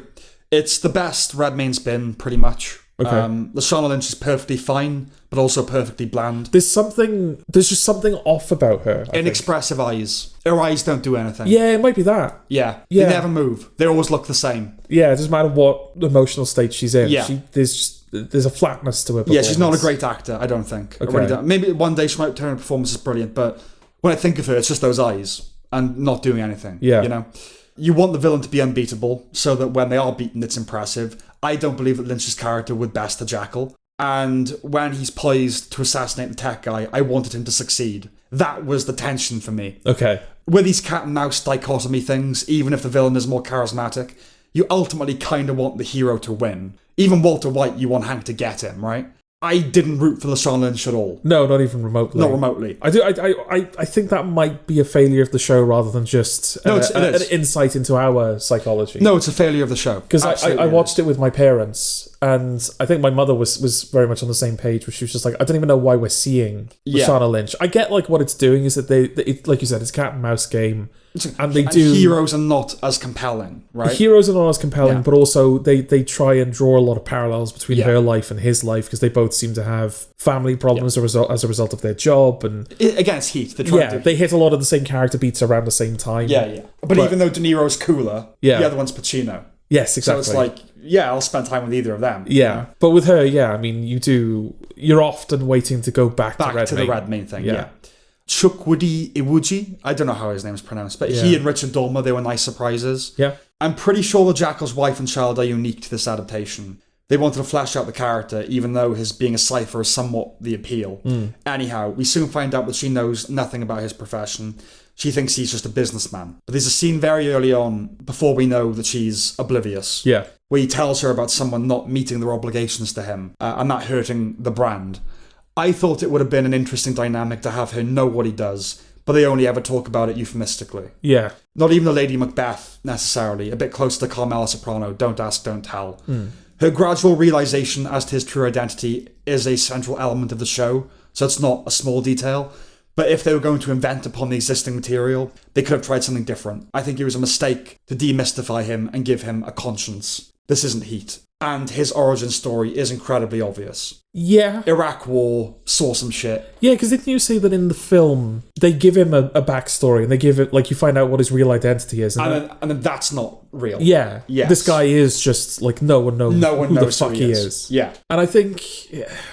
That's the thing. As soon as you give him a family, as soon as you give him something to fight for, there's a point where you have to draw the line and go, no, this is the real guy. Yeah, and but also, he has a backstory. He's a character now. He's not Shigo.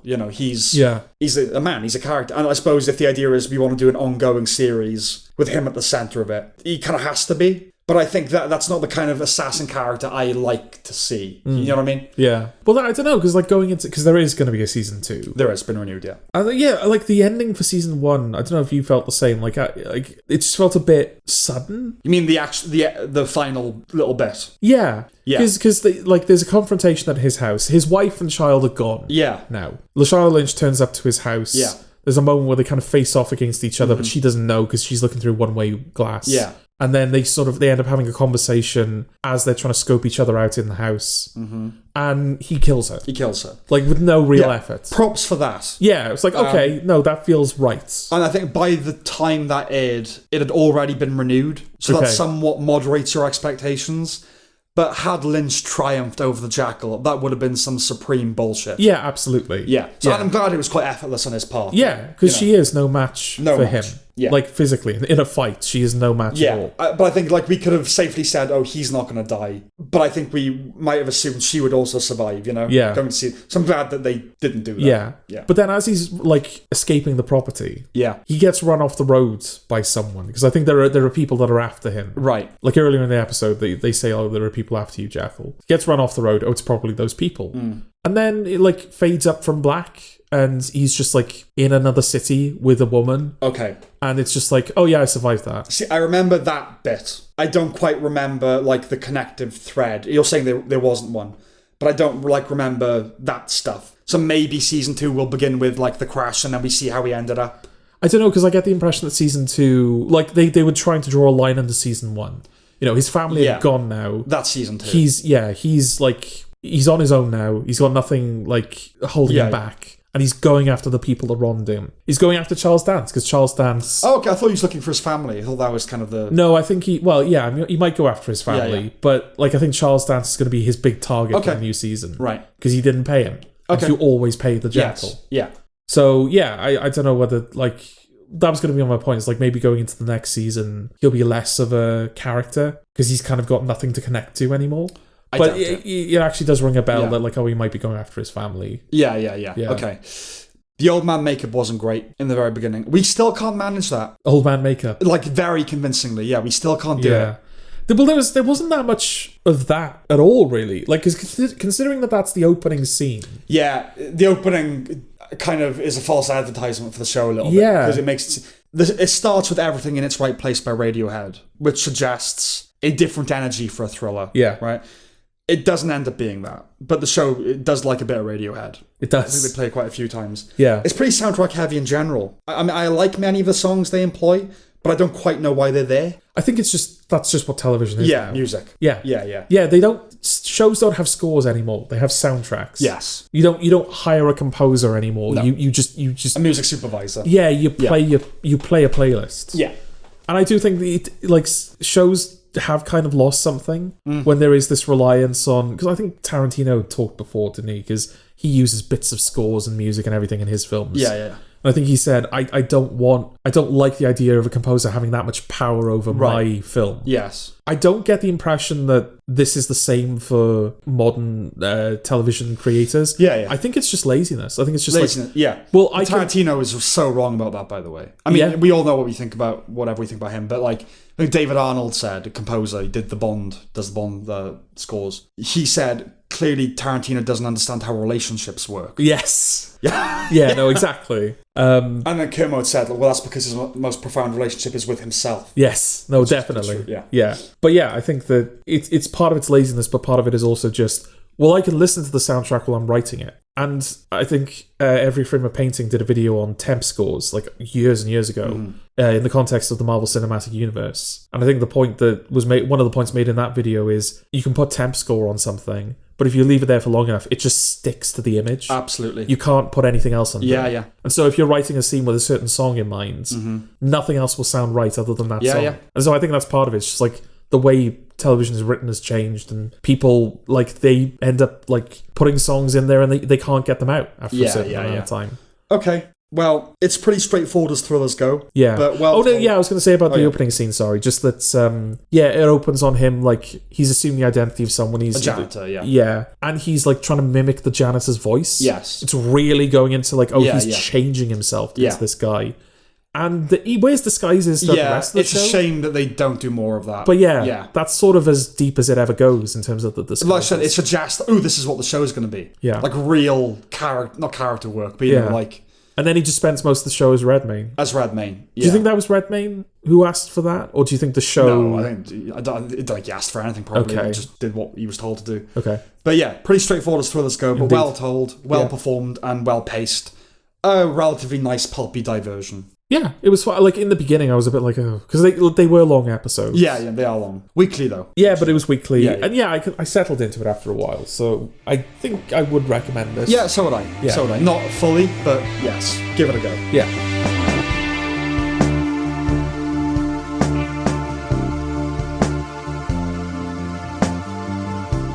Anora.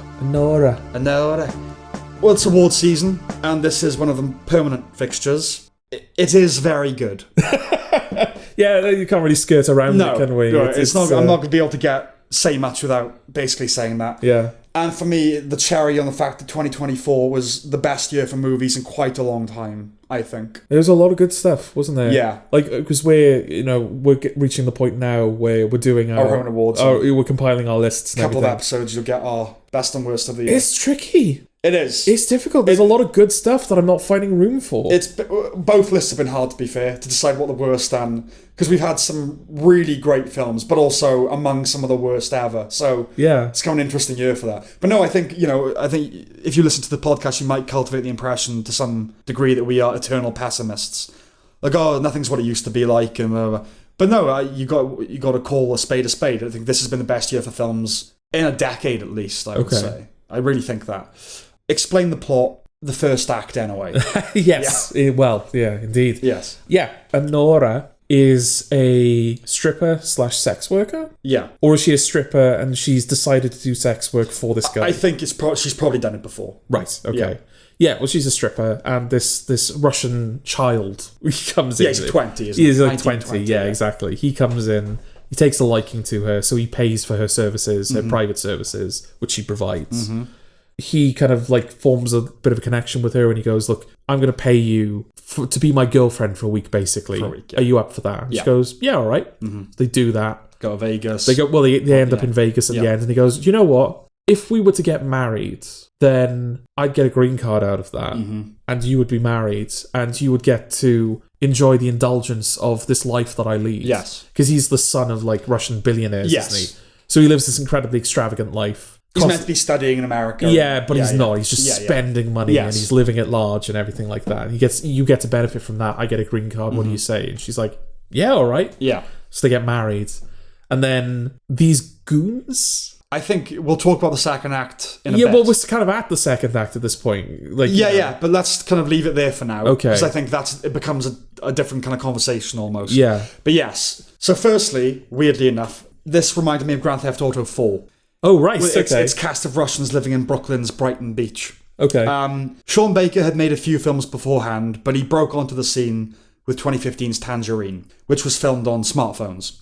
Since then, he's given us The Florida Project, which is lovely, and Red Rocket, which is a weird, interesting little film. This is his best. What binds his filmography is a keen sense of verisimilitude and focus on character. They always feel like real people, and this is no different. Yeah. There's also an element of the Safdie thing, that dynamic momentum and overlapping improv-seeming dialogue, right? Yeah. Well, I think I asked you, didn't I? It's like... Because I wasn't really familiar with... Is it Mikey Madison? Is that her name? Yeah. I wasn't really familiar with her prior to this. And I don't think she's done much. But I think I had to ask you, is this her? Is she just playing herself? Right. Or is she actually, like, performing? Yeah. Because it's that kind of character where if you told me, the actress is exactly like that. They found this person kind of thing. Yeah, I would believe you. Yeah, no, I'd seen her... I was mostly familiar with her from a show called Better Things, which ran for like 4 or 5 seasons. She plays the daughter, one of the daughters. And yeah, then she was in Once Upon a Time in Hollywood, and obviously now she's going to be big. But no, yeah, as far as I know, that's not her. Like, the accent isn't even hers, you know? Okay. So there's a refrain of Take That's Greatest Day throughout the film, which has been met with a mixed response. Okay. I think it's perfect. Okay. Because it's not a cheap or tacky song in the blurred lines sense, but it's boy band aspirational. It's a church with neon signs. It's an X Factor cover of Hallelujah. It's the follow your bliss sign and not ensuite toilet. Yes. It's, if not a putrefaction of it, this is an American dream with a pretty low self-esteem. Okay. And I think a song like Greatest Day works perfectly for that. Let's just say it. Strip clubs really are horrific. The feminist idea that's empowering must surely have been invented by men. Oh, good. Oh, yeah, you're strong. You are. Yeah. Mikey Madsen's great. Yeah, you might remember her from being pulped and conflagrated in Once Upon a Time in Hollywood at the very end. It's an everything out there performance, and she puts it there. Oh, yeah. One of the stories doing the rounds at the moment is that she declined an intimacy coordinator on set because she developed enough of a trust with the filmmakers. I'm not poo-pooing intimacy coordination, even though it has an Orwellian flavour and a wokey whiff to it. Yeah. I do think there's a place for it, but also refreshing for a young woman to know she didn't need it. Yeah, exactly, because it's the type of film where you need to trust the people making it. Except it's out there. Yeah. There's so many sex scenes and full on. Mark Edelstein, Vanya, is appropriately infuriating on screen. It's hard to think of a more slappable character from this year, in a good film anyway. Yeah. Yuri Borisov's Igor is compelling. He's an interesting presence. I think the awards shower for him, nominations anyway, might be overkill a little bit, but not frustratingly so. I did like him. Yeah, I guess like if you were to nominate anyone else. They love the film. They want to give it nominations. If anyone else, him. Yeah, you would obviously you'd obviously recognise her. I think you could recognise the cast broadly. Yes. But if anyone else. If you want to single anyone else. Him. Yeah. Yeah. It's very much a film of 3 acts. So yes, the first 40 minutes introduce us to a group of characters that are all rather loathsome to varying degrees. Yeah. It's an unfurling party dream, uncritical of what it's depicting. And by uncritical, I don't mean celebratory like the Entourage movie. I just mean objective. It's matter of fact and makes the interiority of Annie exterior. This is the dream for her. Yeah, it's funny, isn't it? Because I think when we talked about The Crow, we were kind of saying like those two characters, because it's supposed to show you them falling in love. Yeah. But it's like, I don't get the sense that these people are falling in love. I just get the sense that they just want to fuck. Right. Because that's really the only context in which you see them is when they're intimate. Yes. During those earlier sequences. This film shows a relationship developing through them having sex and them being not intimate with each other, but through them, like, you know... Yeah. I want to say, like, the scummier parts of a relationship, but you know what I mean, right? Where it is just kind of like... Well, the more superficial parts of a relationship. Yeah, that'd probably be a better word for it. Yeah.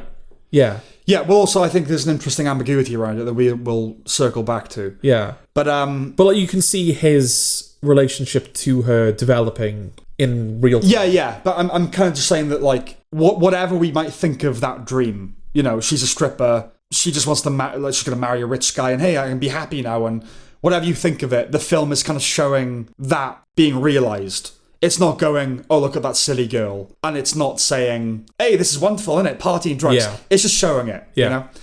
It stressed me out, the first act, with its rollout of drugs and booze and partying and sex. And it establishes a hypnosis that persists for the rest of the film. Small note, just before the second act smashes into the film, Annie and Vanya are having sex, and 2 heavies start pounding on the front door. When Vanya gets up to see what's going on, we see the hard-on in his pants. Yes, we do. It's an admittedly sketchy bugbear of mine that this doesn't happen in other films. But there's loads of sex scenes in films where, like, it gets interrupted and the dude is just flaccid. Yeah. It's like, how did you manage that? Yeah, I know it'd go away, like, relatively quickly, but still. This was nominated in the comedy category at the Golden Globes. Yeah, based on those first 40 minutes, you'd think it was another Heretic situation. Absolutely. Yeah. It's closer to a tragedy, actually. Oh, broadly speaking.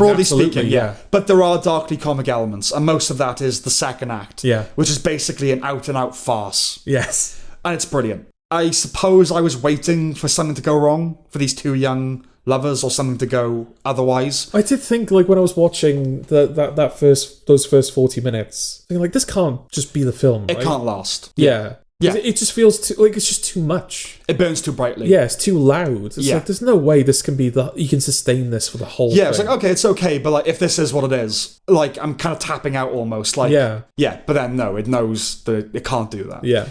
But yeah, when it becomes something out of Fargo, it really hooked me. Yeah. It strikes me that gangsters going into a house to make someone do something that they don't want to do would probably unfold much like it does here. And then we have this motley crew of inept quasi-gangsters roving around, bitching and complaining, and slipping on figurative banana peels. Yeah. Like the Three Stooges with a gal pal. Yeah, it's trying to get her to do what they want, and she's not having any of it. Yeah. Fucking Vanya runs off. And it becomes a comedy, basically. Yeah. Great. Just such a great change of pace and all that. Yeah, like constant like frustrations. Yeah. Are just, they're fraying, and it's just causing people to just lash out constantly. Yeah. No, like you brought up the Safdie comparison earlier, just in the context of like the realism of it. Yeah. But this, and the momentum, yeah. This second act is absolutely, it's got that kind of spiraling towards the plug hole feeling that like good come on, time Rich, has. do what I want you to do, and with the sense that you might get a gun at any moment. And yeah. Like every scene is happening as a consequence of the one that came before, and the situation overall is getting worse with every new scene. Yeah, and there's the guy who's like the leader of the gangsters, this Armenian guy, who's just like, basically, at the end of his tab, they're constantly like, for fuck's sake, like, why can't anything go right? And he's a comedy character. Yeah. The third act is then the come down after the crash, and the very memorable final scene leaves the ends open for our own interpretations. Yeah. What did you take away from it? I mean, I just kind of saw it as like, on the surface, I think it was just the reality of like the last couple of days was just finally hitting her. Yeah, coming down. Yeah, she'd had no time to react really up until that point. But now that she was actually there with someone, it's like, oh God, everything that's just happened to me. Well, she'd only had time to react. Yeah. No time to think. Yeah, to actually process what was happening. Yeah, so like it's finally now hitting her in this moment. But I think you've got an interpretation which I also agree with. Yeah. Well, basically what happens is the parents annul the marriage. Yeah. And Igor, who's like one of the heavies, who's kind of sort of been skulking around in the background mostly, he takes her home and he takes her bags out of the car and drops them at the front door. And then she initiates sex with him. And then he goes to kiss her and she breaks down, he hugs her, and that's the end of the film.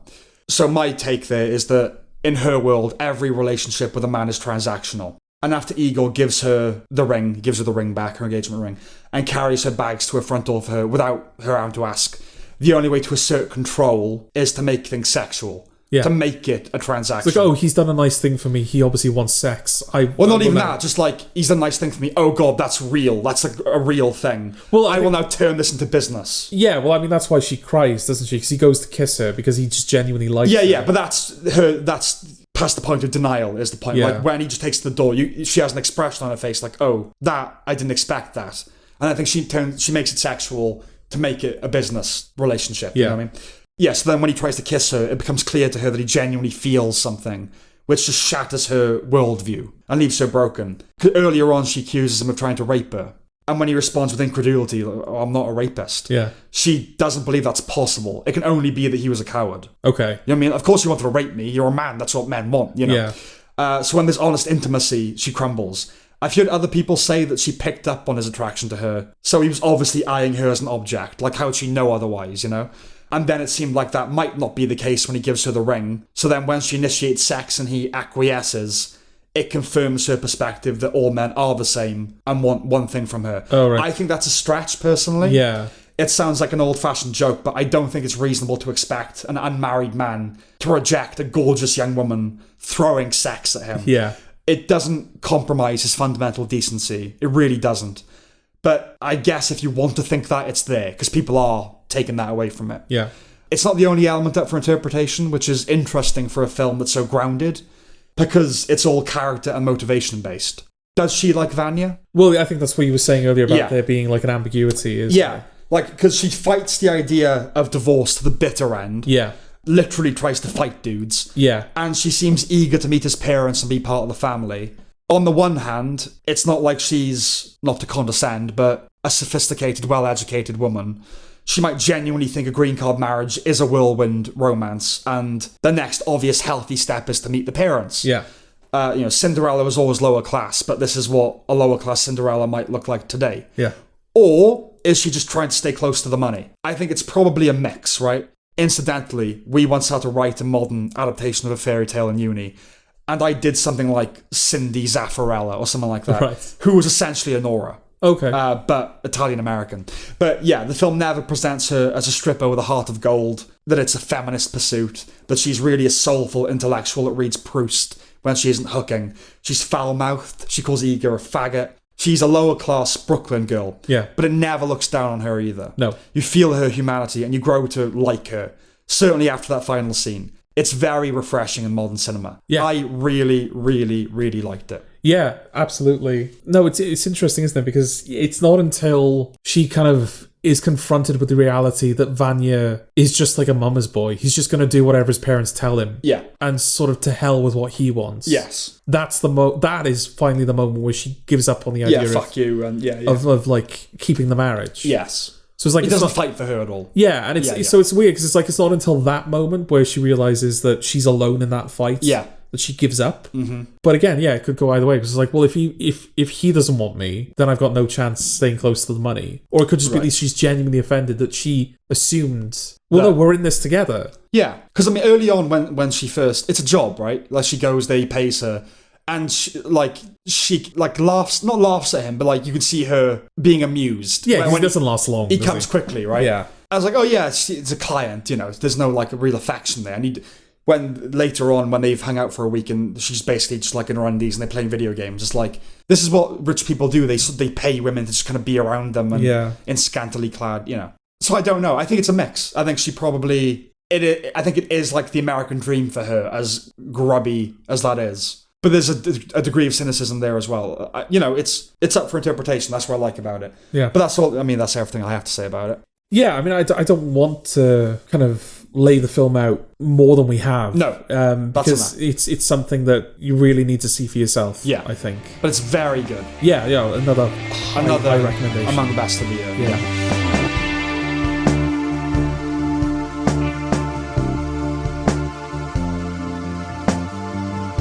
The Penguin.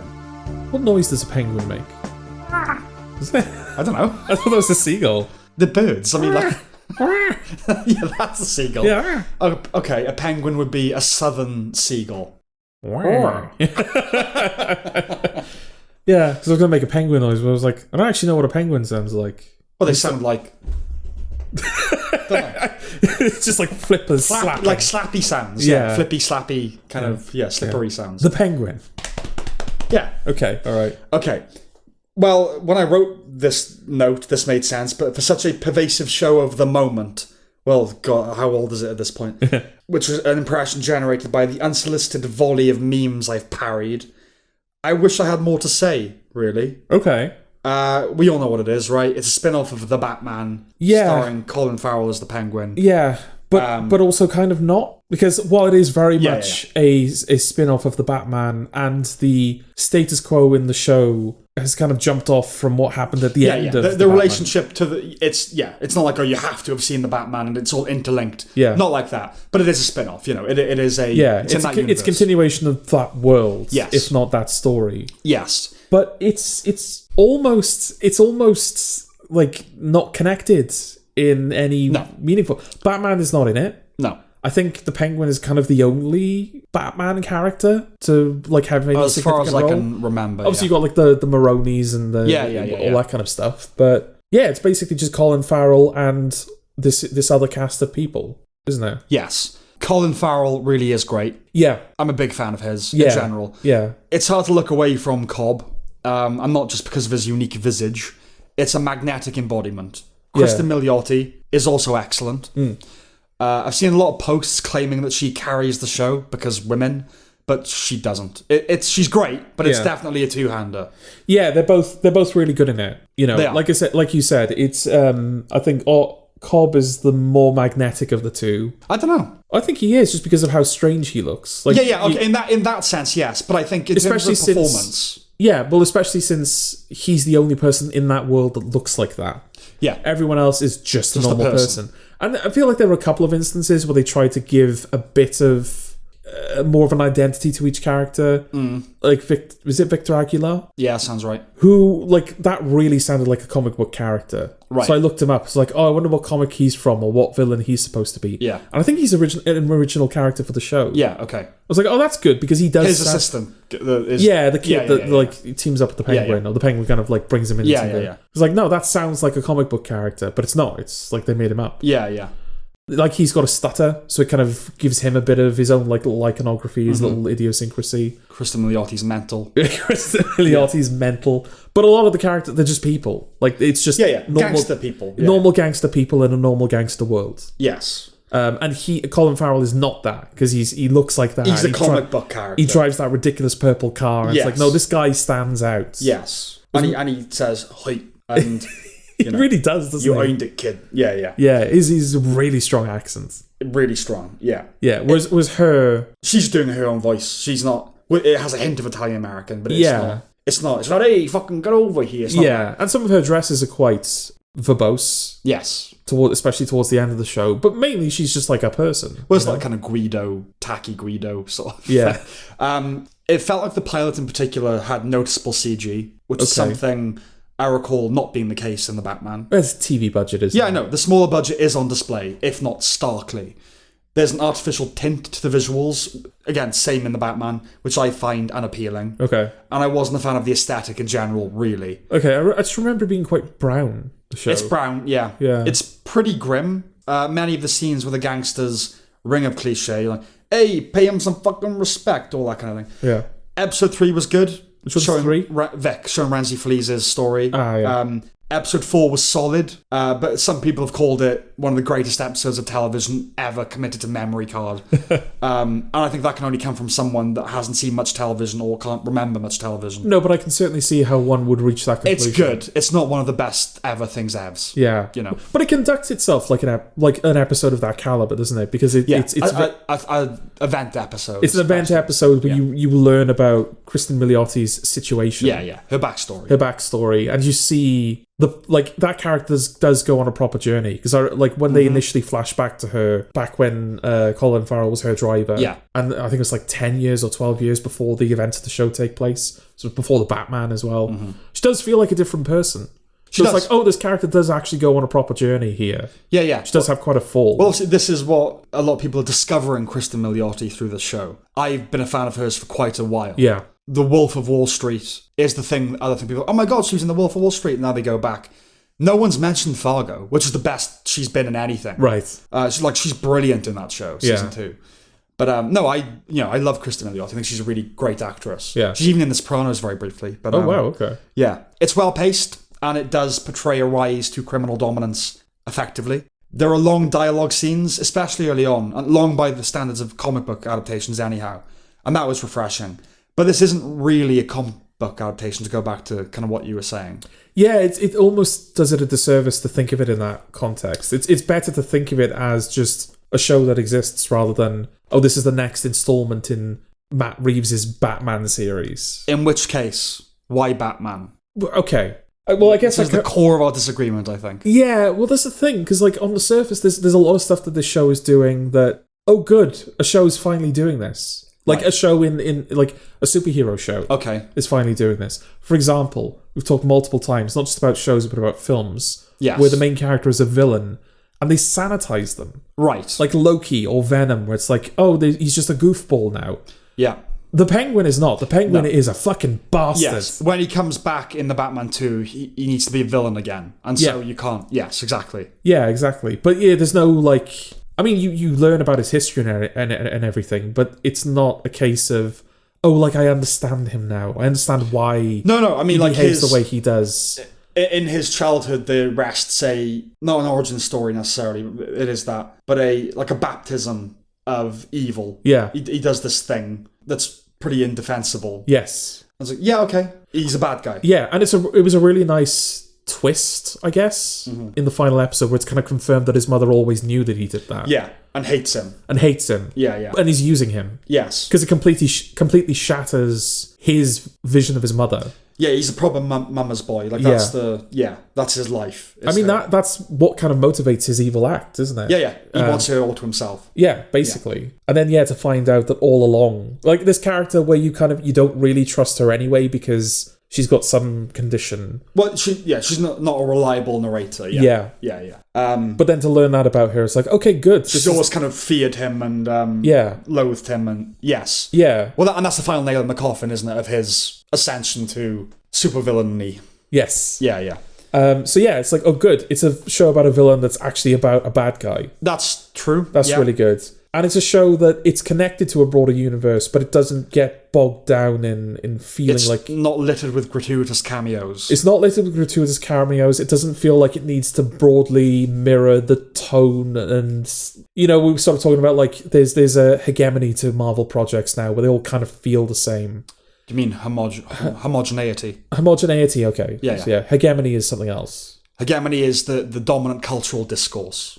I mean, the MCU is certainly that. Yeah, I know. You're saying they're homogenous, is what you're saying. Yeah, they're homogenous. Yeah. Like, we complained about that with Ant-Man 3, didn't we? It's like, well, I thought that the whole point of having separate superhero within the thing is that there are different, like, genres and tones associated with them. Yeah. Whereas Ant-Man 3 just feels like any other Marvel film. Right. This doesn't. This isn't like... It's dark in the way the Batman was dark, but there's swearing, and there's, like... Yeah. It's a lot grittier, and it's a lot more grounded, and it's really based in something, you know? It's a mob show, basically, is what it is. And it doesn't compromise. It doesn't sanitize itself to fit in with the broad strokes of the Batman stuff. That is to be admired about it. Yeah. I think the fundamental problem for me is that, okay, if we're not going to think of it as a Batman show, it's fine.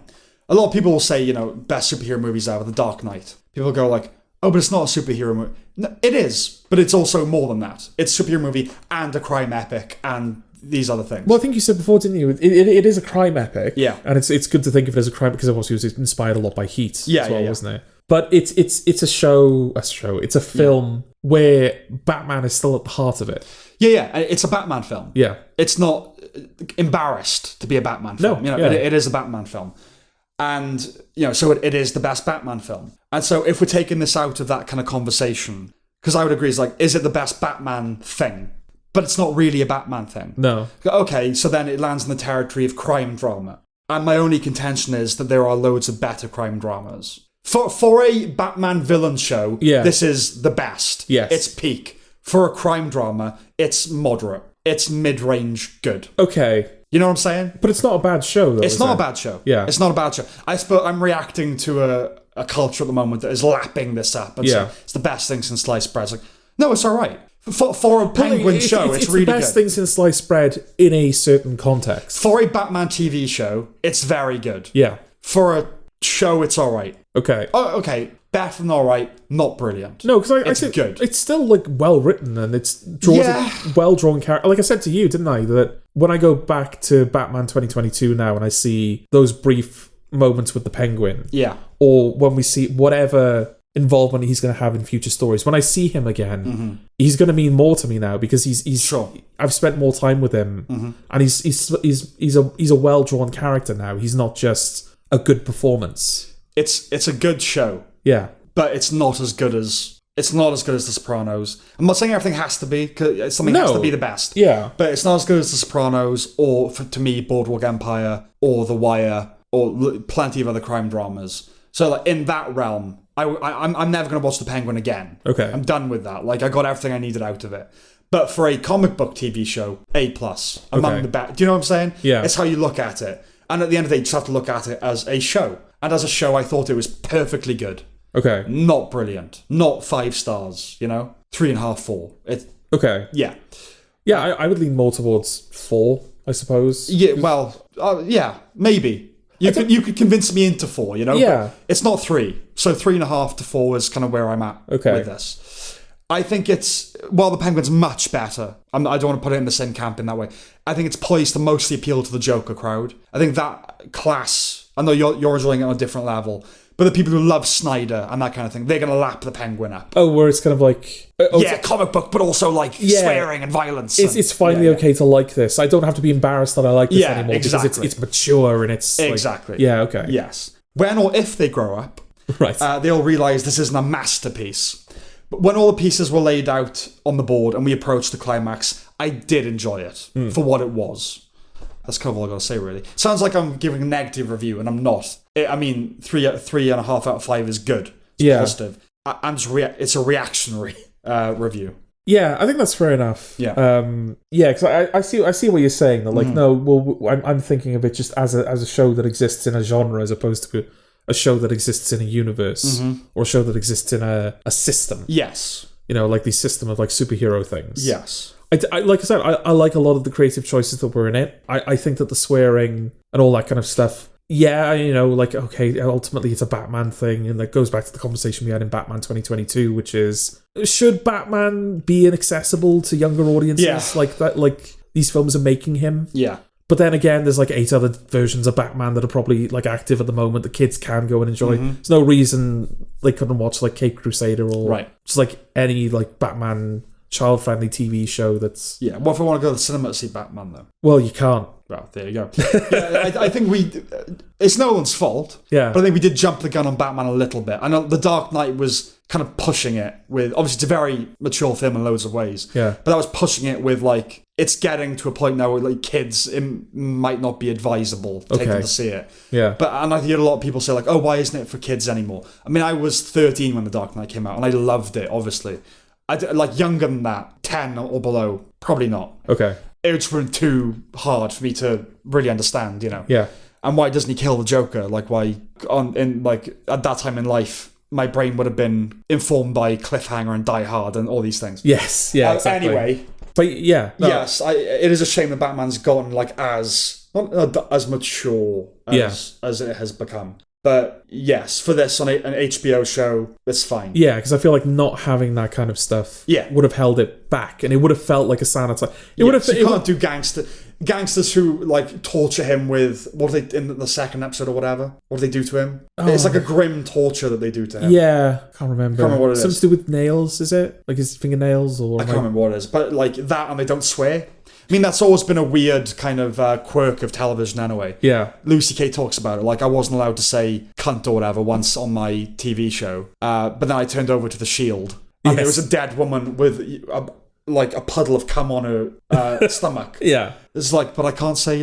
I already get like 3 fucks in my TV. Yeah. So it's always been arbitrary, you know. Yeah. American Beauty's 18, Shaun of the Dead's 15. It's like, okay. No, exactly. Yeah. But no, I do feel like those creative choices were justified in the show that it was. Like I said, I'm really happy that they were comfortable writing a villain and they kept him. And they kept him a villain. Because like he does things in the show which are arguably like good, broadly. Mm-hmm. Like he gets the power switched back on in the slums and everything. Yeah. But it's for purely selfish reasons. His own benefit. Yeah, it's his own benefit. It's just kind of a side effect he probably didn't even consider, that he's actually helping people in that instance. Yes. It'll be back. Do you think? Yeah. It'll be back. I don't know. It does end. No, it does end. It's been so massive. Colin Farrell just won the Golden Globe. Yeah. Might win the Emmy. She might win the Emmy. People love the show so much. The Batman 2 has been delayed again, 2026. When the Penguin has his 5 or 6 scenes, as they've said in the Batman 2, are people going to be satisfied with that? Like, oh, dude, but like, I'm kind of like coming into this as a Penguin fan. Yeah. Like, and I think even if not before that, I think after that, depending on the state of the character, we will get a season 2 of the Penguin. It's just been too successful. And you know what? That's how it works with miniseries. Yeah. People watch them when they get renewed for a season 2. I don't know if they would outright do a season 2, but I think they would find reasons to keep him around. Yeah, I don't know. I could see a season 2 between Batman 2 and 3, as opposed to before Batman 2. Yeah, and I don't know what they would do, like a Kristen Milioti show with which the Penguin is in. Yeah, so it's kind of like a pseudo about as well.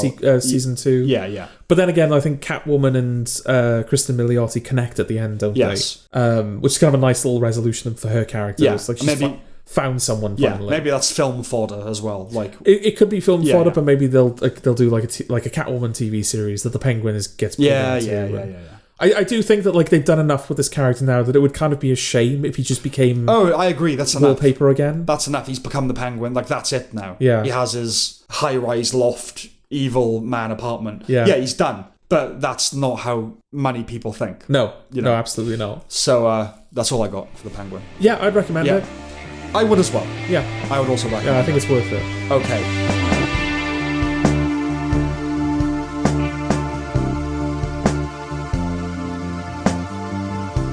Megalopolis.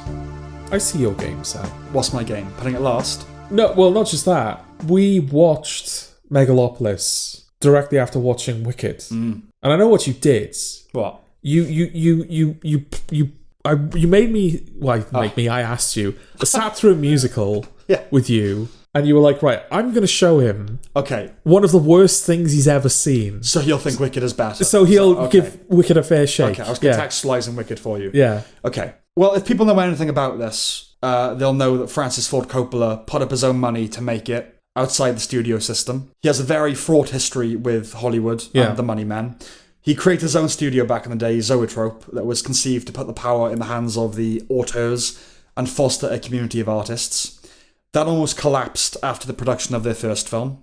These very frustrations are manifest in this film. Yeah. People might also know this stars Adam Driver as an architect in New Rome, where parallels are drawn between the fall of Rome and modern America. It's kind of New York, basically. Yeah. And that ball is not hidden. We have Lawrence Fishburne's butler character, or Morpheus, narrating the whole deal, explicitly making those comparisons again and again. The characters have names like Franklin Cicero and Hamilton Crassus and Caesar Catalina. The cast is adorned with vaguely Roman garb. We have Bacchanalia and Saturnalia. At some points, characters even arbitrarily start speaking Latin. The first point to make is that this takes place in a world where Rome existed. The city is called New Rome. Yeah. Doesn't that become a self-fulfilling prophecy? Yeah, it's like naming your ship Titanic 2, isn't it? Well, it's like calling your ship Icarus, yeah. Oh, so Icarus even, yeah. When Cicero is locked in a battle with Catalina, Catiline in history, do they not think, that's like history, isn't it? Incidentally, that trope of modernising names for analogous figures, so a brilliant new playwright as Billy Shakes, induces a special contempt in me. Okay. When people think of Coppola, they think of 70s Coppola. Patton, The Godfather, The Conversation, The Godfather 2, and Apocalypse Now. It's hard to think of a cinematic run that rivals it. Yeah. Then he made studio movies in the 80s to get by, some of which are good. The early 90s teased a potential return to form, which didn't pan out. Then he retired for 10 years. Since 2007, he's made small, obscure films that nobody has seen or cares about. Megalopolis has been a passion project of his for 40 years. He's talked about it a lot. So that, on top of the story of its funding and the cast, has pushed them into the spotlight again. Personally, I never saw any reason to expect brilliance. 70s Coppola was 70s Coppola. That was 50 years ago. And his latest movies are horrible. Well, it says something about the power, like the strength of that reputation, that I wasn't aware of like what he'd done outside of the 70s. I think of The Godfather and everything like that. Yeah, so do I. Like the fact that you were saying like, oh, he made films in the noughties that weren't very good. I'm like, did he? Yeah, exactly. No idea that even happened. No one knows about them. You might have heard of some of the films in the 80s, but not necessarily know he did them. Okay. You know? Stuff like Tucker, the Man in His Dream, or Peggy Sue Got Married, you might have heard of. Maybe. But anyway, there was no reason to expect brilliance, and that has been borne out. It's really, really, really bad. Yeah. And explaining exactly how is intimidating. So let's just begin with the beginning. Okay. Among the first images are extracts of the film's narration, posing rhetorical questions, written with that Roman calligraphy upon concrete, shortly followed by shots of the cosmos and the Earth, which tells us we were on planet Pretentious. The sound design is awful. Yeah. At one point, Driver and Natalie Emmanuel are on a very faux skyscraper rooftop. There's the distantly faint sound of wind, but not, the sounds of New York. The aesthetic is hideous. It's working from its budget, of course, but don't let self-funded deceive you. It costs somewhere around $120 million. Yeah, he sold vineyards to fund this. He sold his business for this, yeah. Nevertheless, there are apparent deficiencies. Well, I like very early in the film, when I think he starts the film on top of a skyscraper, right? Yeah. And it looks like he's going to fall off. And you started singing like a Nickelback song. Yeah, Hero. Yeah, because it did. It looked like a music video from that era. It combines the look of a superhero movie from 2002 with the artificial skyscape landscape of a music video from 2001. Yeah. Yeah, it made us think of Hero from the Spider-Man soundtrack. Linkin Park's In the End also springs to mind. Yeah. In short, unsophisticated, green screen, blue screen, that might have had some charm in the early noughties, but no longer. Otherwise, we are presented with cheap tableaus with unconvincing textures and shallow fields. It's like some students rented a camera and had some money left over for costumes and props. It was reminiscent of something like I, Claudius, but that's redeemed by its writing and the fact it was a BBC show from 1976. In other ways, of something like The Cook, The Thief, His Wife and Her Lover, whose artifice was purposeful, but which was also an art film. In short, you spend a lot of time wondering what the actual scale of the set is, how much is augmented with visual effects, how many of the background extras are real, etc., how much any of it is real. Yeah. There are stories about him basically firing the VFX and the art department, which shows. Yeah. I don't think Megalopolis wants to be considered an art film. It wants to be a sci-fi epic, like Fritz Lang's Metropolis. But it is an art film. And when a film's genre is described as art film, trust me, we're off to a bad start. Yes. Not all art films are bad, but it does tend to mean pompous and portentous and inexplicable and patience-testing and self-indulgent. Megalopolis ticks all of those boxes. Yeah. Given that this is the fall of Rome, we are presented with much hyperbolic hedonism and dopey decadence. Much of that is expressed through vaguely gyrating dancing girls in the backgrounds of scenes. Yeah. There's a club scene early on where the girls mount a fake horse and imbibe wine and whatnot. I know silly excess is kind of the point, but it's also like Coppola has just discovered what a nightclub is. It reminded me of Theodore Dalrymple's Life at the Bottom, where the author outlines his observations of a nightclub as might a Martian. We also have the modern equivalents of gladiators, as Coppola sees it anyway. Yeah. Wrestlers, styled like late 90s, early noughties WWF wrestlers. Yeah, not even modern pro wrestling. No. Like, it's the era of pro wrestling that... Triple H and... yeah, it's the era of pro wrestling and everyone knows, because it's the time in pop culture where wrestling blew up. I don't think it's an accurate analogue in the first place. Even so, it's an observation that feels about 20 years too late. A superhero film would feel closer to the mark now, if you're going for, like, gross commercial access, you know? Considering how long this has been in the pipeline, it reads as though he's just collected ideas over the years. Another example of this is a virginal teenage pop star who's revealed to be a sexually active 20-something that then ditches the cute girl image for a bad bitch rocker type. Well, Wrecking Ball was over 10 years ago, and Britney Spears was before that. It's 40 years of notes. He hasn't updated the references. It's as though he's poured everything into this one intended magnum opus. But indeed it is magnum hopeless. Uh-huh. The thing about, this thing about the Roman Empire that's done the rounds for a year or so, where it turns out men think about it more than anyone thought. Have you heard this? I'm not sure, actually. It was like, oh, how often do men think about the Roman Empire? And it turns out a lot. Oh, right. It's been a weird thing. That's what this feels like. Like Coppola got preoccupied with Rome and string theory and Hannah Montana and architecture and how it's frozen music, and he's angry about death, and he's seen a lot of time pass. So time, and yeah, I'll do all that in one. This film really tries to do time, kind of. At the very least, people list some expressions that contain the word time quite often. Yeah.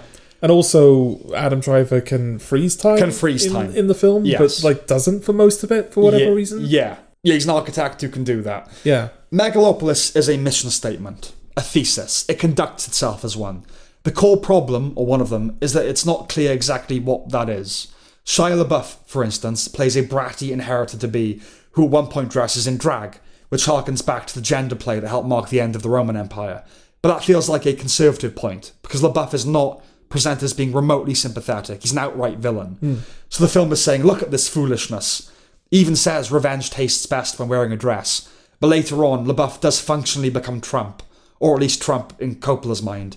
He leads a band of foaming commoners with red hats with his angry populist chants. And you saw Make Rome Great Again on a sign, right? I think I did, in the background, yeah.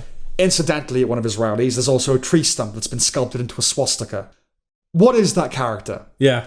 On the one hand, Driver's character is a visionary fighting for renewable energy and a brighter future in the face of Giancarlo Esposito's conservative, status quo maintaining mayor.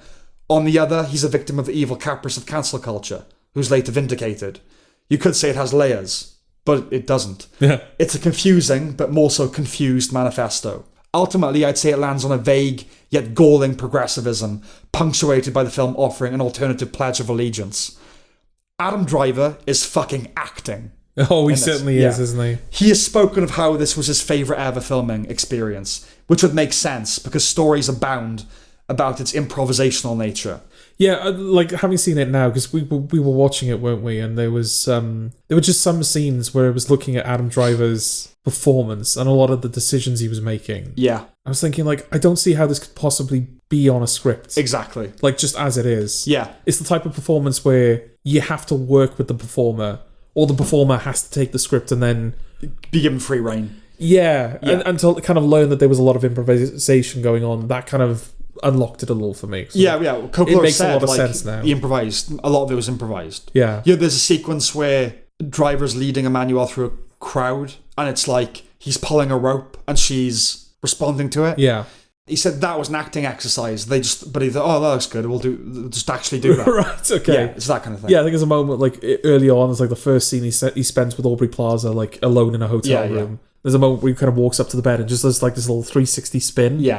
And it reminds me of that meme. There's a video. The video of the gorilla, like, he walks into, like, his enclosure. Yeah. And he does a little spin through the door. Completely unnecessary. Yeah, everyone's like, well, that was totally necessary, that spin. Exactly. Yeah. Some positive reviews have highlighted the sense of complete freedom in the acting. That's not a good thing. It's not a troupe doing a live show. You need some damn discipline and, dare I say, direction. Yeah. It's hard to calibrate how much of the shockingly abysmal performance is Driver's fault, because elsewhere he's a very good actor. But usually he's directed.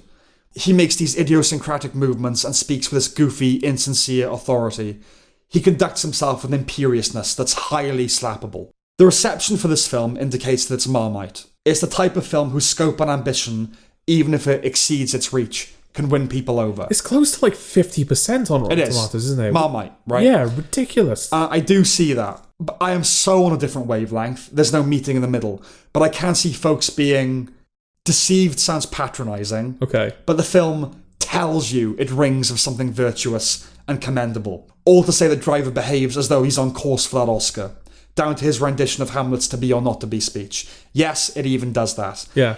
Megalopolis has ingredients that might suggest a claim, if nothing other than the fact it's Coppola, and Coppola made The Godfather. And also, it's just like the story as well behind it, isn't it? Like the fact that he self-funded it. Yeah, this is his big bucket list white whale film. Yeah. And it's the honesty and kind of the purity behind it. The fact that he sold his vineyards, he's funding it completely himself. Yeah, he doesn't care about money. Yeah, it's the type of film you want to succeed, isn't it? So there's naturally a lot of goodwill felt towards him. Yeah. So a lot of other decent actors show up to have their reputations marred. There are certain actors who are indestructible. Even if they weren't good, they will emerge unscathed. I would have said that Lawrence Fishburne is one of those actors. He just commands a certain respect, doesn't he? Megalopolis in part feels like an experiment to test those limits. Okay. He doesn't humiliate himself, but for much of the film he's asked to stand around looking vacant, just being adjacent to bullshit. The audacity to cast a fine actor in that role and then ask so little of him, or more accurately to give so little to him. Nobody emerges fully intact, really, audience included. Not Esposito, not Jon Voight, not Dustin Hoffman, not Aubrey Plaza, not Talia Shire, dear Talia Shire, sister of Coppola, and Jason Schwartzman's uncle. He's his uncle. Okay. Not Catherine Hunter. To me, the only unblemished participant is Shia LaBeouf. Not because he acquits himself admirably, just because this is what you'd expect. Yeah. He's made a point of working with auteurs on their weird films. And what is Shia LaBeouf? Is he asking for our respect? Does he care about artistic integrity? He'd ask, what is that? Then put a brown bag over his head, upon which would be scrawled, fuck you, Megalopolis is better than oral sex and Jesus. Right. He's something of a trickster. He's worked with Lars von Trier, and one suspects a possible influence. It's arch and expressionistic by nature. This is one of the elements that can muddy one's read, because one man's critique of its affectation and its stiffness is another man's compliment. But boy, is the dialogue stilted. It's hard to believe some of it was imagined, let alone deemed acceptable for performance. Yeah. It's like it was written by someone halfway fluent in the language, without any knowledge of its particularities or peculiarities or ironies. It's in the same apartment complex as The Room, honestly. Okay. But haughty. A haughty room. Tommy Unwiso. Driver's character invents a building material called Megalon that he hopes to use to build a utopia. Did he invent it or did he discover it? Whatever, either one. Yeah, yes. I don't think the film even really clarifies that. I'm not sure. But yeah, he's the guy that brought it to the world. Yeah. Yes, Megalon, which instantly evokes unobtainium. Yeah. By the end, he's managed to construct all these Megalon hubs, interconnected through Megalon arteries that worm through the city like vines. It's so ugly. Yeah. And not deliberately. The whole notion of creating a utopia is met with some derision and suspicion. Esposito's character literally says, but a utopia can become a dystopia. But by and large, the film's uncritical of this paradisal vision. You'd think it'd be some version of the, to return to Icarus story, where lofty aspirations exact a toll, or the road to hell is paved with good intentions. Yeah. But no, it's earnest and unironic, and ultimately resolved about this Edenic dream. Going in, I expected a There Will Be Blood or Citizen Kane type fall from grace narrative. Not in quality, just in the depiction of a character that's brilliant and amasses an empire that's later undone by some fatal flaw. But nope, Adam Driver actually kind of is the Messiah here. Anyhow, when these manufactured veins are basically over on New York like the wild reclaiming civilization, it made me feel actually ill. It made me think of bodily rot, of some nicotinic incursion, snuff-like in hue, insidiously creeping through one's system. Remember in Hannibal, where that killer is growing mushrooms through people? Oh, yeah. Yeah, that. Foul organia. Yeah, it is something fundamentally unappealing about the whole design of that place. We once took acid together, right? Yeah. And another friend privately expressed this concern to me that you were giving him cancer. Yeah. That's what this felt like. Okay. This is Batman. The city is quite Gotham-like with its citizenry constantly decrying corruption. Meets Julius Caesar in The Jar, which was a 1984 art horror film that you should Google if you want to know more about, or watch Red Letter Media's review of it. Okay. It's difficult to put into words just what kind of bad this is, but to highlight some things, there's an ostensibly trippy sequence where Caesar snorts some new Roman ecstasy drug thing and writhes about a bit while they reverse the footage to make it look like he's playing with time, but instead create a couple of moments that provoked raucous laughter from it. Yeah. As we hear him delivering a speech off screen that argues that the inventor of pigs in blankets deserves the Nobel Prize. Yeah. And no, it's not a comedy. No. So there you go, a little peek into the notebook of Francis Ford Coppola. Ruminations upon the fall of Rome next to why sausages wrapped in bacon are wonderful. I mean, they are. They are, there's no doubt about that. Yeah. It's an abrasive glimpse into the mind of a crazy person, which I don't think he is. I just think he's running out of time and he knows it. He even clunkily expresses those anxieties here. It's laughably bad at points. So before I go into my final little run, is it so bad that you should see it? Oh, no, that is... Yeah, that's a hell of a question to just drop on me like that, Sam. Because people who have hated it, like Kermode, because of its indulgence and all these kind of things, yeah, they will always say, oh, it's not so bad, you have to see it, because they try and discourage any money going to that film. Right? Yeah. We will be above that. We're not that petty. No. Is it so bad that it might be worth a watch?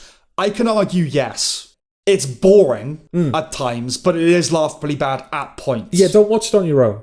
Yeah, watch it with a friend. Watch it with people. If you're going to watch it with anyone, watch it with a person that you like. Yes. Yeah, I think that's or a person you don't like. Just like, look at this film could be suitable punishment. Yeah. Okay, yeah, that's suitable punishment, I mean. Yeah. But yeah, like if you're going to watch it, you need people to kind of like... share that experience with. Yeah, to just kind of lighten the load a little bit. Yeah. Because it does take a toll.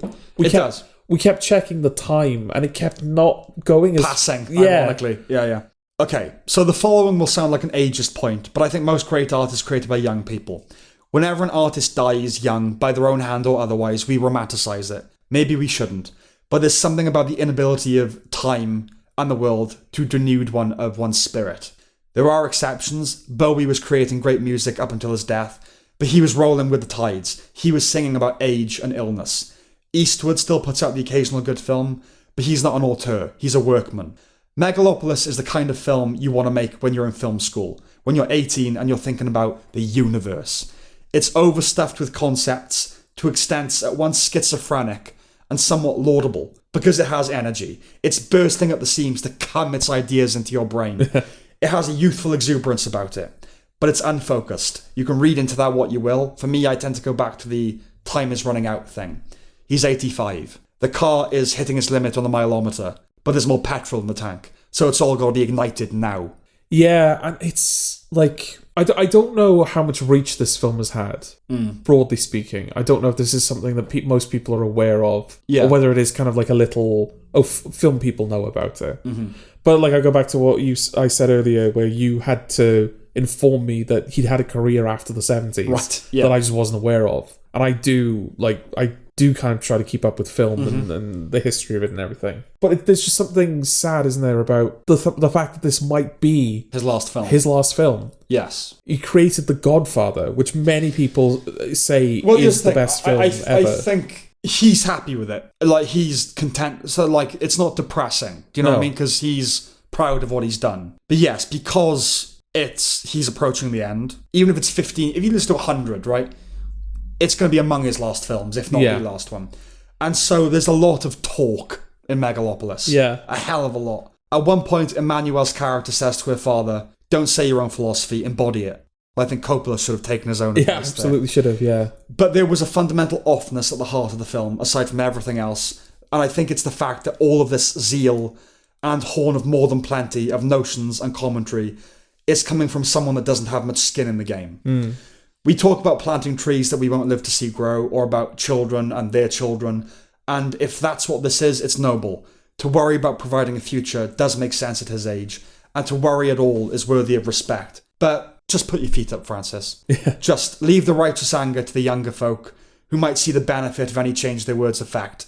They'll pick up the slack now. I feel confident in saying that with his 70s filmography, Coppola created some of the greatest films of all time. many people, like you said, would put The Godfather at the very top of that list. Yeah. And it would be an uncontroversial pick. I also feel confident in saying that Megalopolis is one of the worst films I've ever seen. Yeah. To manage both is a feat unto itself, and I think finally it's upon those laurels that he should rest. Right. And we too. He's Yin got yang, to film at white. both ends. Yeah. Really. And Yeah. that's it.